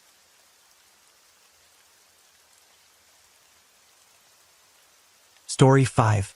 The case took place on the night of April 17, 2005 in Los Angeles, USA, and shocked the local community. Nala Cohn, a black woman of African descent, was brutally murdered by Philip Walker, a hired killer. The terrifying thing is that the case was masterminded by Madison Carter, the mother of Nala's boyfriend, Ethan Roberts. The motive for the murder stemmed from the hatred and racial prejudice that Madison had long harbored. Madison could not accept that her son had a relationship with Nala, and the tension in the family led to this extreme action. The case exposed the cruelty of social prejudice and family conflicts, making the community shocked and indignant at Madison's brutality and indifference. Ethan Roberts was born in 1978 and grew up in a middle-class family in Los Angeles. His family was not very rich but always created a full and safe living environment for Ethan. His parents, George and Madison Roberts, both worked hard to maintain the family's financial stability. George was a financial officer, while Madison stayed home to care for the family and keep the household in order. Ethan was raised in a family atmosphere that was disciplined but also full of care and love. Since childhood, Ethan has been known as a gentle, hardworking boy who always obeys the rules. He always tries hard in his studies and is an exemplary student. Ethan is not a person who stands out in a crowd, but he has an easygoing personality and is always willing to help others. This makes Ethan loved by his friends and those around him. Outside of school, Ethan often spends time helping his parents with housework and enjoying peaceful moments with his family. After graduating from high school, Ethan decided to pursue a career in information technology, a booming field at the time. He attended the University of California, Los Angeles UCLA, where he not only achieved high academic results but also found a true passion for developing software and new technology solutions. Ethan has always been a progressive and hardworking person, so he often spends time studying on his own, researching the latest technologies and improving his knowledge. After graduating from college, Ethan quickly found a steady job at a well-known tech company in Los Angeles. With his creative thinking and patient personality, Ethan quickly advanced in his career. He was highly regarded by his boss and colleagues for his problem-solving ability and sense of responsibility at work. Ethan's life began to stabilize as he gradually made a name for himself in the technology industry and had a stable income. Despite his many achievements in his career, Ethan still maintains a simple and humble lifestyle. He does not like to show off or indulge in luxurious pleasures, but instead, he spends a lot of time with his family and maintains close relationships with friends. Ethan has always been a kind, decent man and is respected by everyone for the moral values he pursues. However, within that successful and stable life, Ethan still has to face pressures from his family, especially from his mother, Madison. She has always had conservative views and high expectations for Ethan, hoping he would pursue a perfect life according to her standards. Although Ethan respects his mother and always tries to please her, the difference in life views gradually causes hidden conflicts in the relationship between mother and son. On the contrary, Nala Cohn was born in 1979, is of African descent, was born and raised in the United States in a family that was not rich but always full of love. Nala's parents, although having to work hard, always tried to provide her with a full life and the best education possible. From a young age, Nala showed intelligence and determination to overcome difficulties. She always had a sense of responsibility towards herself and her family, which made Nala a strong and independent woman in the future. Throughout her high school and college years, Nala was always an excellent student. She is not only good at studying, but also actively participates in extracurricular activities, especially community support programs and helping the poor. With a friendly, sociable, and always willing to listen personality, Nala easily builds good relationships with friends and colleagues. Nala's enthusiasm and passion not only spreads in her work, but also in the way she treats people around her. After graduating from university, Nala decided to pursue a career in education, as she believed that through education she could contribute to changing the lives of many people, especially children from disadvantaged backgrounds. Nala works hard and gradually builds her career as a teacher and an inspiration to the younger generation. She always wants to help students not only achieve good results in their studies, but also develop comprehensively in their personality. Although she is not rich in material things, Nala is always satisfied with the life she has created for herself. She believes that her greatest joy is to bring positive change in the lives of others through education. Her constant efforts and passion for her profession have helped Nala gain respect from her colleagues and affection from her students. Ethan and Nala first met on a warm evening in May 2003 at a fancy restaurant in Los Angeles. That restaurant is where Ethan often comes after stressful working hours to relax and enjoy a delicious meal. Nala, who came to the restaurant at the invitation of a friend, did not expect that this is the place where her life would change forever.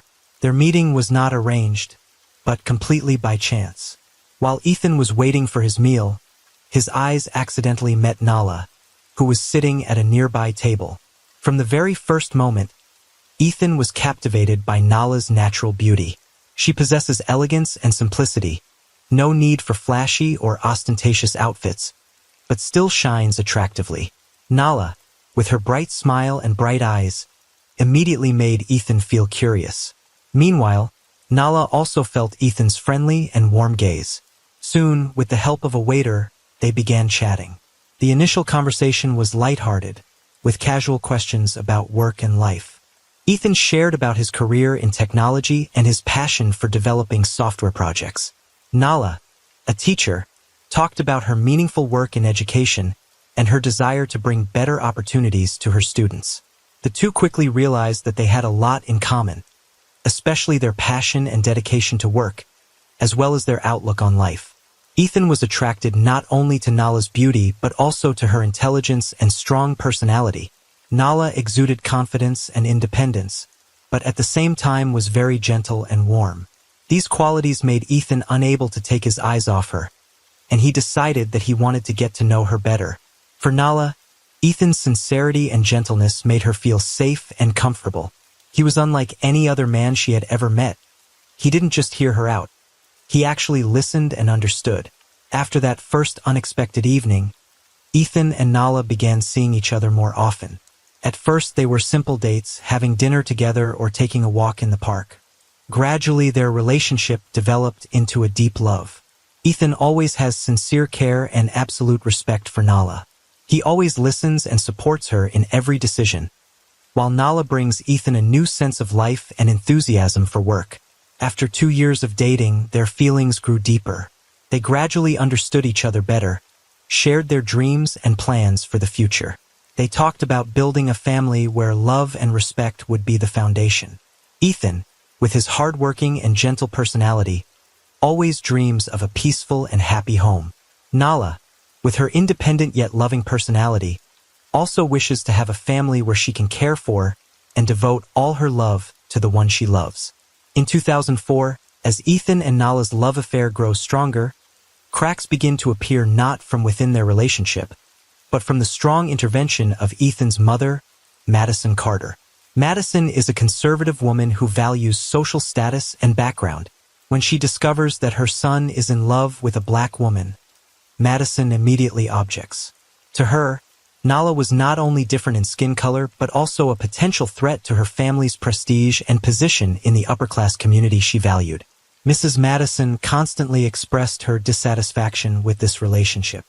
In her eyes, a woman like Nala, despite her intelligence and talent, was not worthy of being the Carter family's daughter-in-law.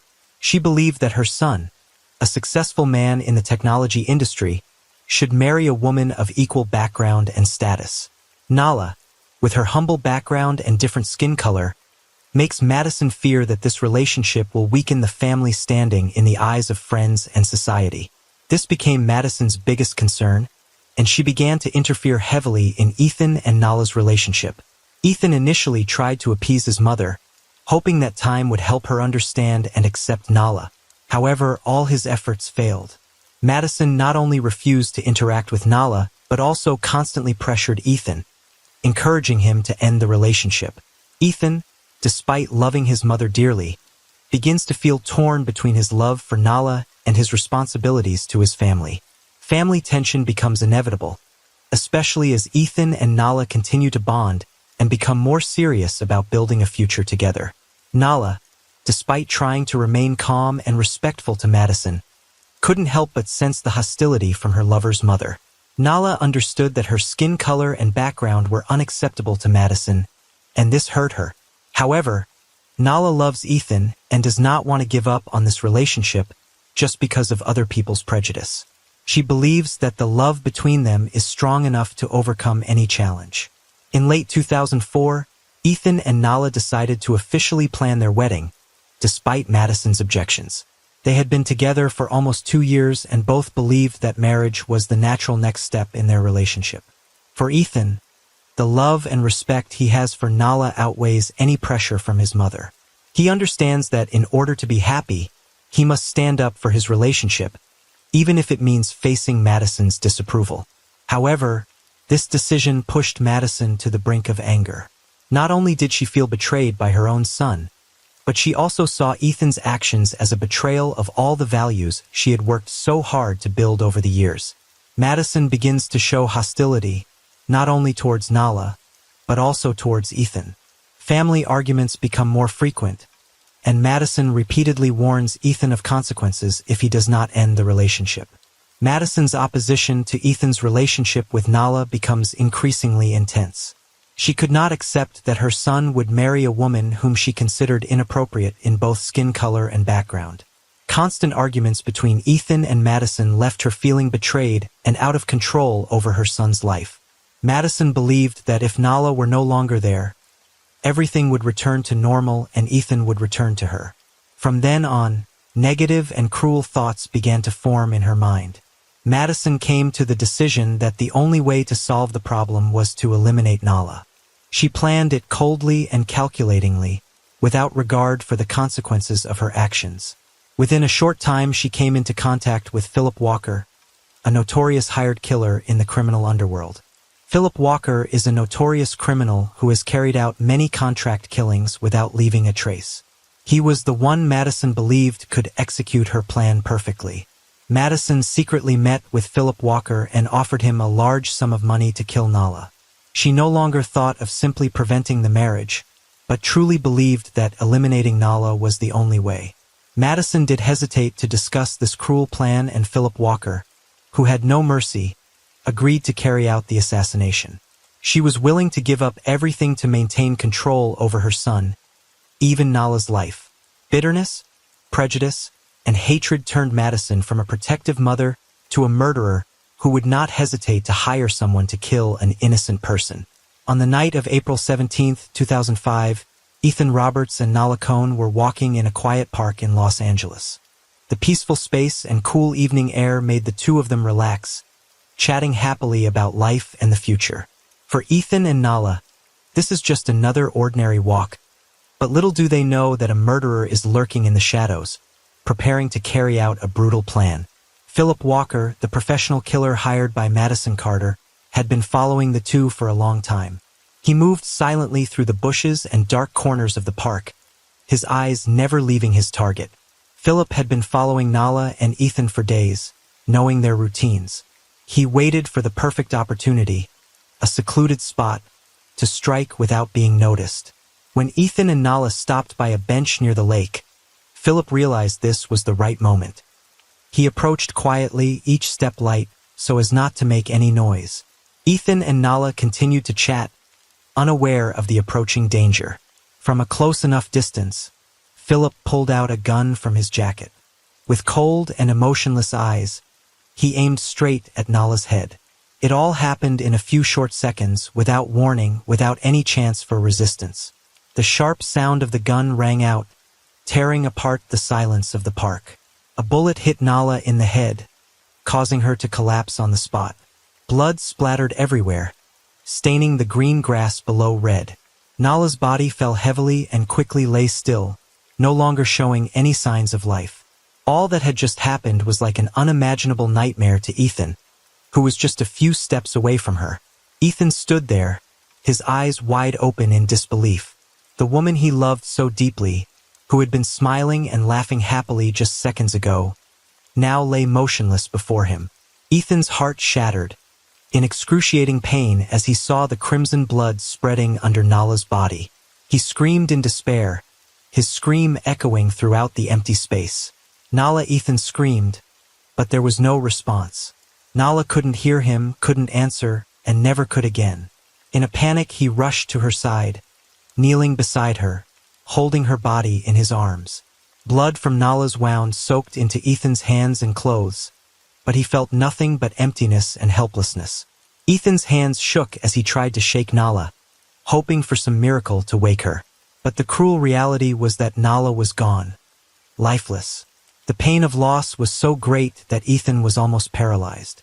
Tears began to fall down his cheeks, mixed with the indescribable pain. He tried to hold Nala's cold body, as if that could bring her back.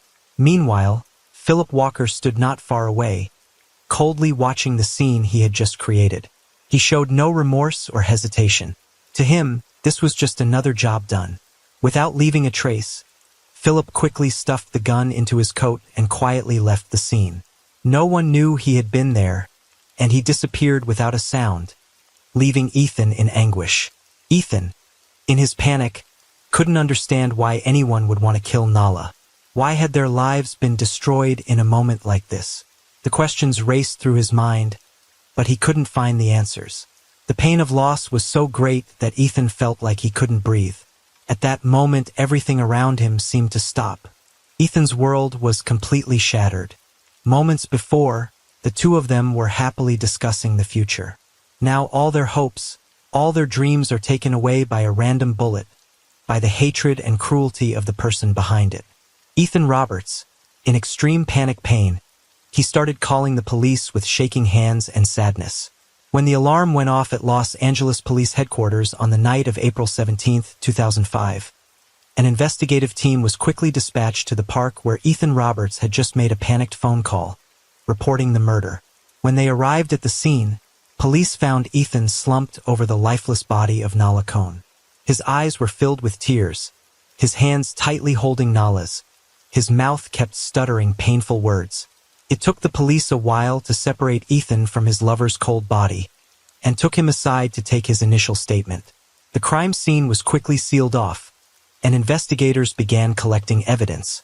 Blood stains, footprints in the grass, and what remained of the bullet were recorded and sampled.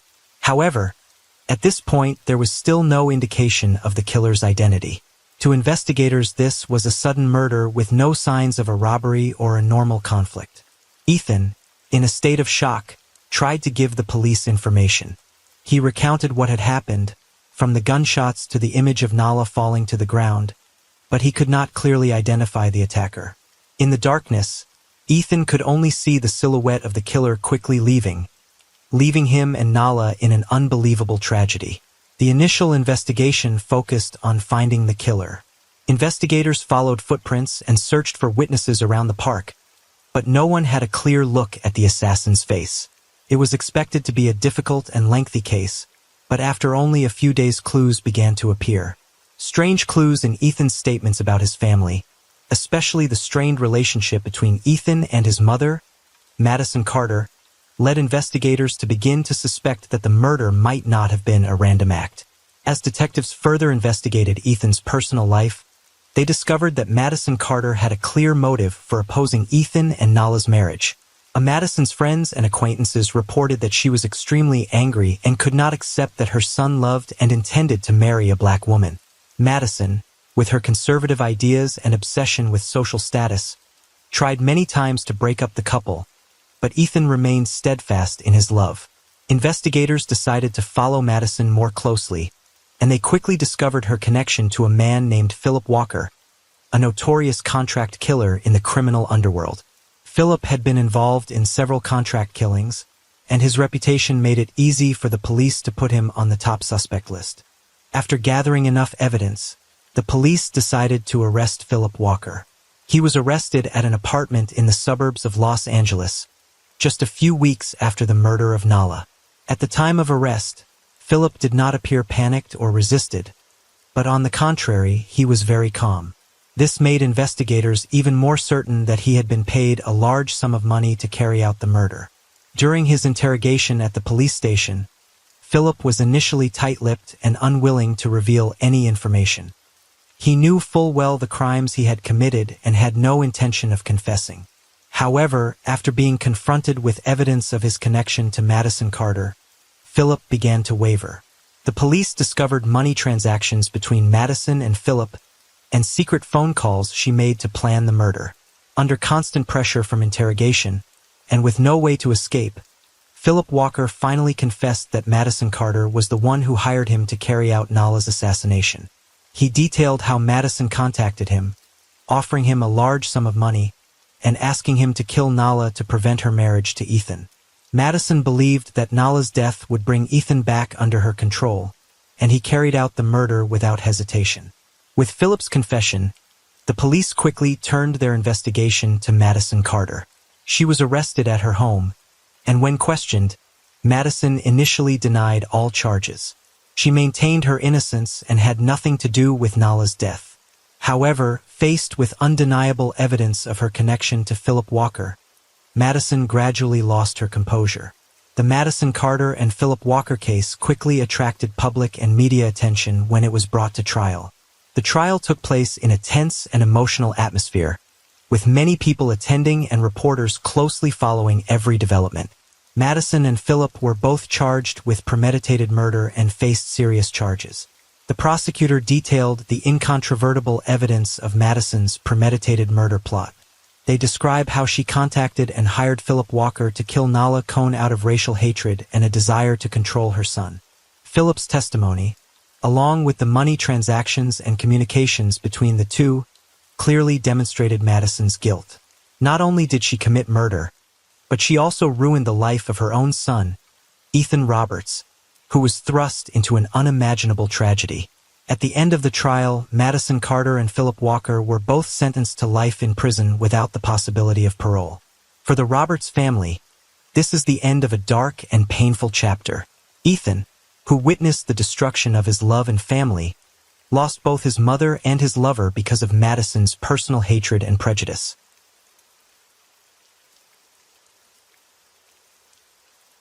Story 6. Canada is renowned for its vast landscapes and sparse population. With the second largest land mass in the world, this nation is home to just over 38 million people, less than half of Vietnam's population. Canada's birth rate is strikingly low. In 2022, it stood at 1.33%, meaning 133 children were born for every 100 women. To maintain population stability, a birth rate of 2.1% is needed. This demographic challenge has made Canada a welcoming haven for immigrants. In its history, Canada once witnessed an extraordinary baby boom contest. Such a peculiar prize wasn't conceived by the government, but by a billionaire with an eccentric vision, Charles Vance Miller. Why did he make such a decision, and how did this so-called baby raise unfold? At the dawn of the 20th century before his death, a Canadian billionaire drafted a will that declared the woman in Toronto, Ontario, who gave birth to the fewest children in the decade following his passing, would inherit a portion of his fortune. This enigmatic billionaire was none other than Charles Vance Miller, a lawyer, investor, and entrepreneur who ran a prominent Canadian distillery. Born in 1854, he passed away in 1926 at the age of 72.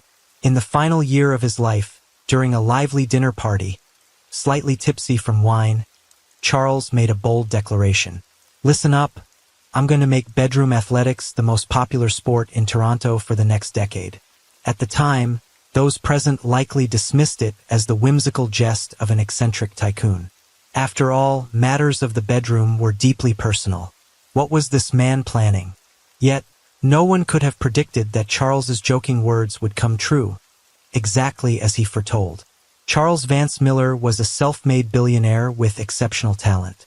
Born into an ordinary family, he studied at the University of Toronto, Canada's most prestigious institution.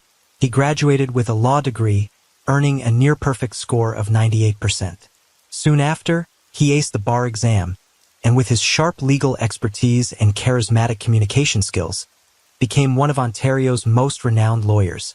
Within a few years of graduating, Charles established his own law firm, but his brilliance extended beyond the courtroom.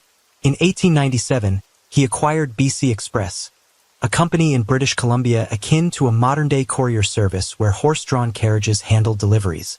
The company soon secured government contracts to deliver mail in parts of British Columbia. That same year, the Canadian Pacific Railway was preparing to build a major rail line. Seizing the opportunity, Charles purchased real estate along the Georgetown route, planning to sell it back to the railway at a premium. The railway company, sensing his strategy, lobbied local authorities to derail his negotiations. Undeterred, Charles, a seasoned litigator with an unshakable grasp of the law, sued the company. His persistence paid off, and he won a settlement of $300, equivalent to £200 at the time. From there, Charles continued to invest in real estate, capitalizing on every opportunity with uncanny precision. His career soared, his wealth multiplying with each calculated move. Yet, Charles's personal life was far less fortunate. He was the quintessential poor student from countless romantic tales. During his university years, he fell deeply in love with a wealthy heiress, only to be thwarted by her parents, who deemed him unworthy of their daughter's status. Despite years of striving to join the ranks of the elite, Charles discovered that his beloved had long since married and started a family. From then on, he seemed to lose interest in romance. In his later years, his life grew solitary, his only companions the prized horses he cherished. At the time of his death, Charles owned an impressive collection of 7 racehorses, including Tartarian, the champion of the 1915 King's Plate, and Trout Late, a consistent victor across multiple owners. Through a life of triumphs and trials, Charles reached a stark conclusion. Money is omnipotent, be it a person or a thing. It's not that you can buy it, it's that you don't have enough money to do so. To prove this, he indulged in a peculiar pastime, secretly standing on his balcony or at his office window, scattering dollar bills into the street below, then chuckling with delight as passers-by scrambled to chase the fluttering money. But that wasn't enough. This billionaire vowed to create a grand contest to demonstrate the immense power of money. He proposed turning bedroom athletics into a cultural craze. Tragically, just over a month after this idea was born, Charles suffered a fatal stroke at his office desk. It was Halloween 1926. When he passed, the billionaire remained alone. His parents were gone, and he had no surviving siblings or close relatives. Naturally, curiosity swirled about who would inherit his vast fortune. Some speculated he'd donate it all to charity. Others imagined he'd commission a grand monument in his honor or entrust someone to build a memorial. But such guesses were far too ordinary for a man like Charles. For years, he had spoken of experiments testing human nature and the allure of wealth. When his bizarre will was revealed, one could almost picture the mischievous grin on his face as he penned its words. First, he bequeathed a seaside mansion in Jamaica to 3 Toronto lawyers. All 3 were granted equal ownership and access to the property, but with a catch. They could only use it if they all went together, like a treasure chest requiring 3 keys to unlock. The problem? These 3 lawyers despised each other. The mere thought of sharing a vacation was unthinkable. Put them in the same room, and a verbal or even physical brawl would erupt in moments. Furious yet unable to relinquish the lavish estate, they endured each other's company for 6 months before finally agreeing to sell the property and split the proceeds. But just as they reached this decision, a stranger appeared with a property deed in hand. Unbeknownst to them, Charles had sold the mansion 2 years earlier, with the new owner set to take possession. After 6 months of grudging tolerance, the lawyers were left empty-handed, outwitted by Charles's cunning prank. Second, he gifted shares in his racetrack to 3 individuals: a loyal racetrack employee, a local politician, and a social activist. The twist? The latter 2 were staunch advocates against gambling, having spent over a decade campaigning to curb horse race betting. Charles's intention was clear. If they opposed gambling, he'd hand them a racetrack to run. He wanted to see how they'd handle it. Predictably, they accepted the shares and, like the lawyers, sought to sell them for profit. But Charles had anticipated this. His will stipulated that only members of the Jockey Club could sell racetrack shares. As a result, the 2 anti-gambling crusaders were forced to manage the racetrack. Though they quickly resigned after selling the shares, their applications to join the Jockey Club made headlines, drawing waves of public criticism. He then bequeathed shares worth tens of thousands of dollars in a winery to several priests.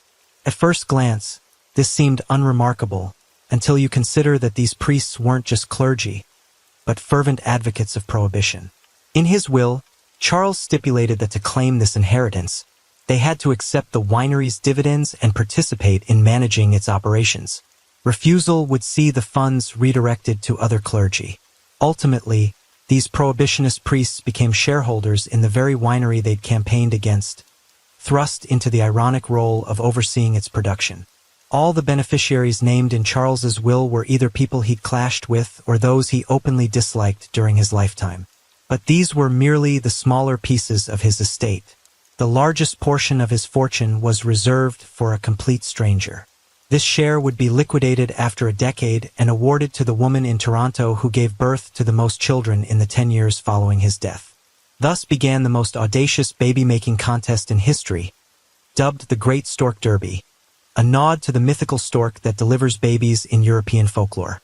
Some speculated the name drew inspiration from a celebrated racing team of the era, while others believed Charles saw those chasing his prize through procreation as no different from horses thundering down a racetrack. The announcement of the contest sparked an immediate firestorm of criticism. Toronto's mayor condemned Charles, accusing him of reducing humans to the level of livestock, declaring, "No amount of wealth can buy the dignity of others." Feminist activists penned scathing editorials, branding the contest the perverse whim of a wealthy old man who treated women's childbirth as a jest. The will's clauses deeply wounded many women who felt their struggles were being mocked.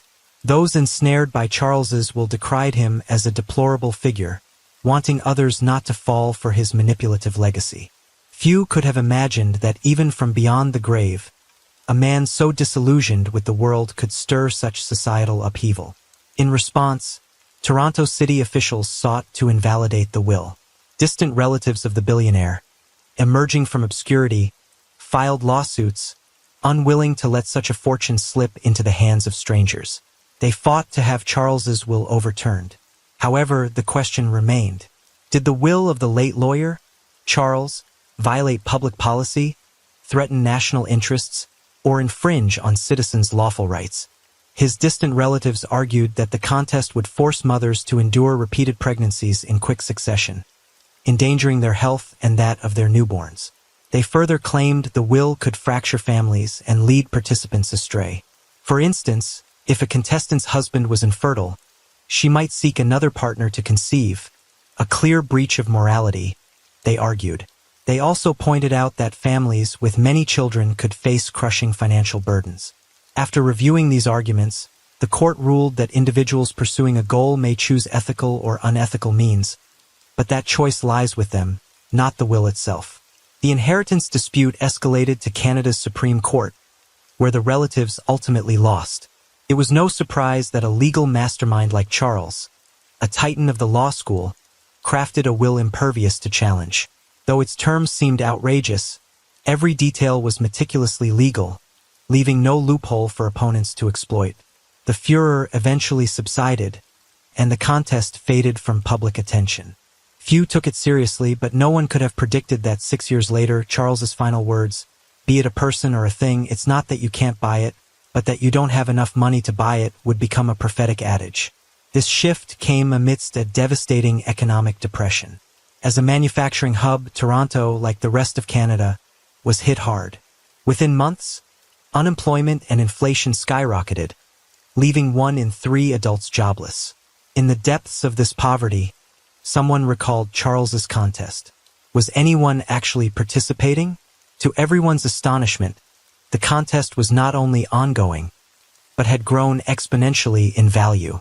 Shortly before his death, Charles had purchased a plot of land on the outskirts of Detroit, USA, for $1.50, equivalent to $2 Canadian at the time. By now, that land had been incorporated into plans for a cross-border tunnel to the United States, and the Canadian government acquired it for $75,000, equivalent to 100,000 Canadian dollars. From $1.50 to $75,000, this wasn't gold, it was a diamond. As a result, the prize for the baby-making contest had swelled to $562,500, a life-changing sum, especially for large families reliant on a single breadwinner. By then, the contest had been quietly unfolding for 6 years. For families already with 4 or 5 children, it ignited a renewed drive to push just a little further. Those starting from scratch scrambled to register for the Great Stork Derby, eager to join the race. Charles's bold claim, "I'm going to make bedroom athletics the most popular sport in Toronto," was becoming reality. Later records revealed that in the Greater Toronto area during this period, nearly 2,000 children were born as a direct result of the contest. One can only wonder how the late billionaire would have reacted to such a staggering figure. Journalists relentlessly tracked the baby-making race, meticulously documenting families in contention for the top spot. Pregnant mothers graced front pages, their latest child's birth order splashed in bold headlines.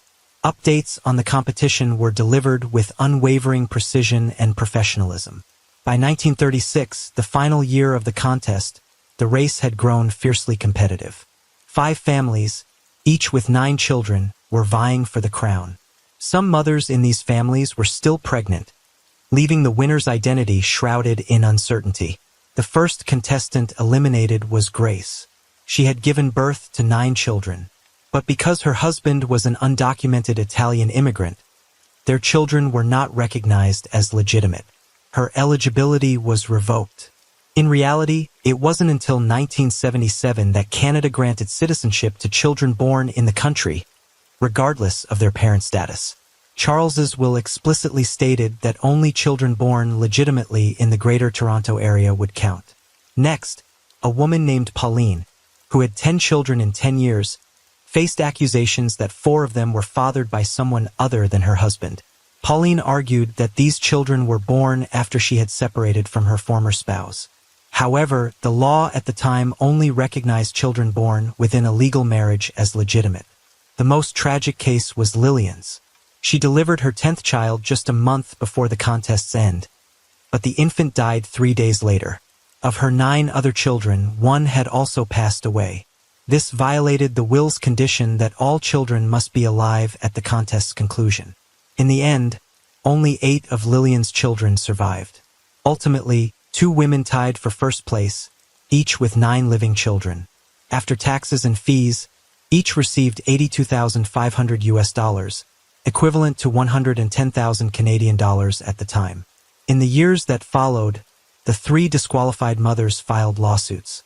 Pauline and Lillian each received $9,000, 12,000 Canadian dollars, a symbolic consolation prize, a mere fraction of the champion's winnings. The immigrant family, however, received nothing. Over the final 4 years of the contest, reporters shadowed each family, exposing the grim underbelly of the more children, more blessings mantra. Though the 2 winning families were fortunate, their husbands escaped the widespread layoffs of the economic depression.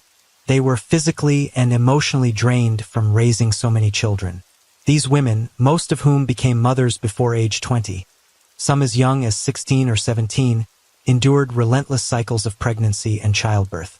Their eyes, perpetually red and glazed, reflected sleepless nights. These mothers had no personal hobbies, existing mechanically from one day to the next. Their husbands viewed bringing home a paycheck as their sole duty, ignoring their children's cries and the towering pile of household chores.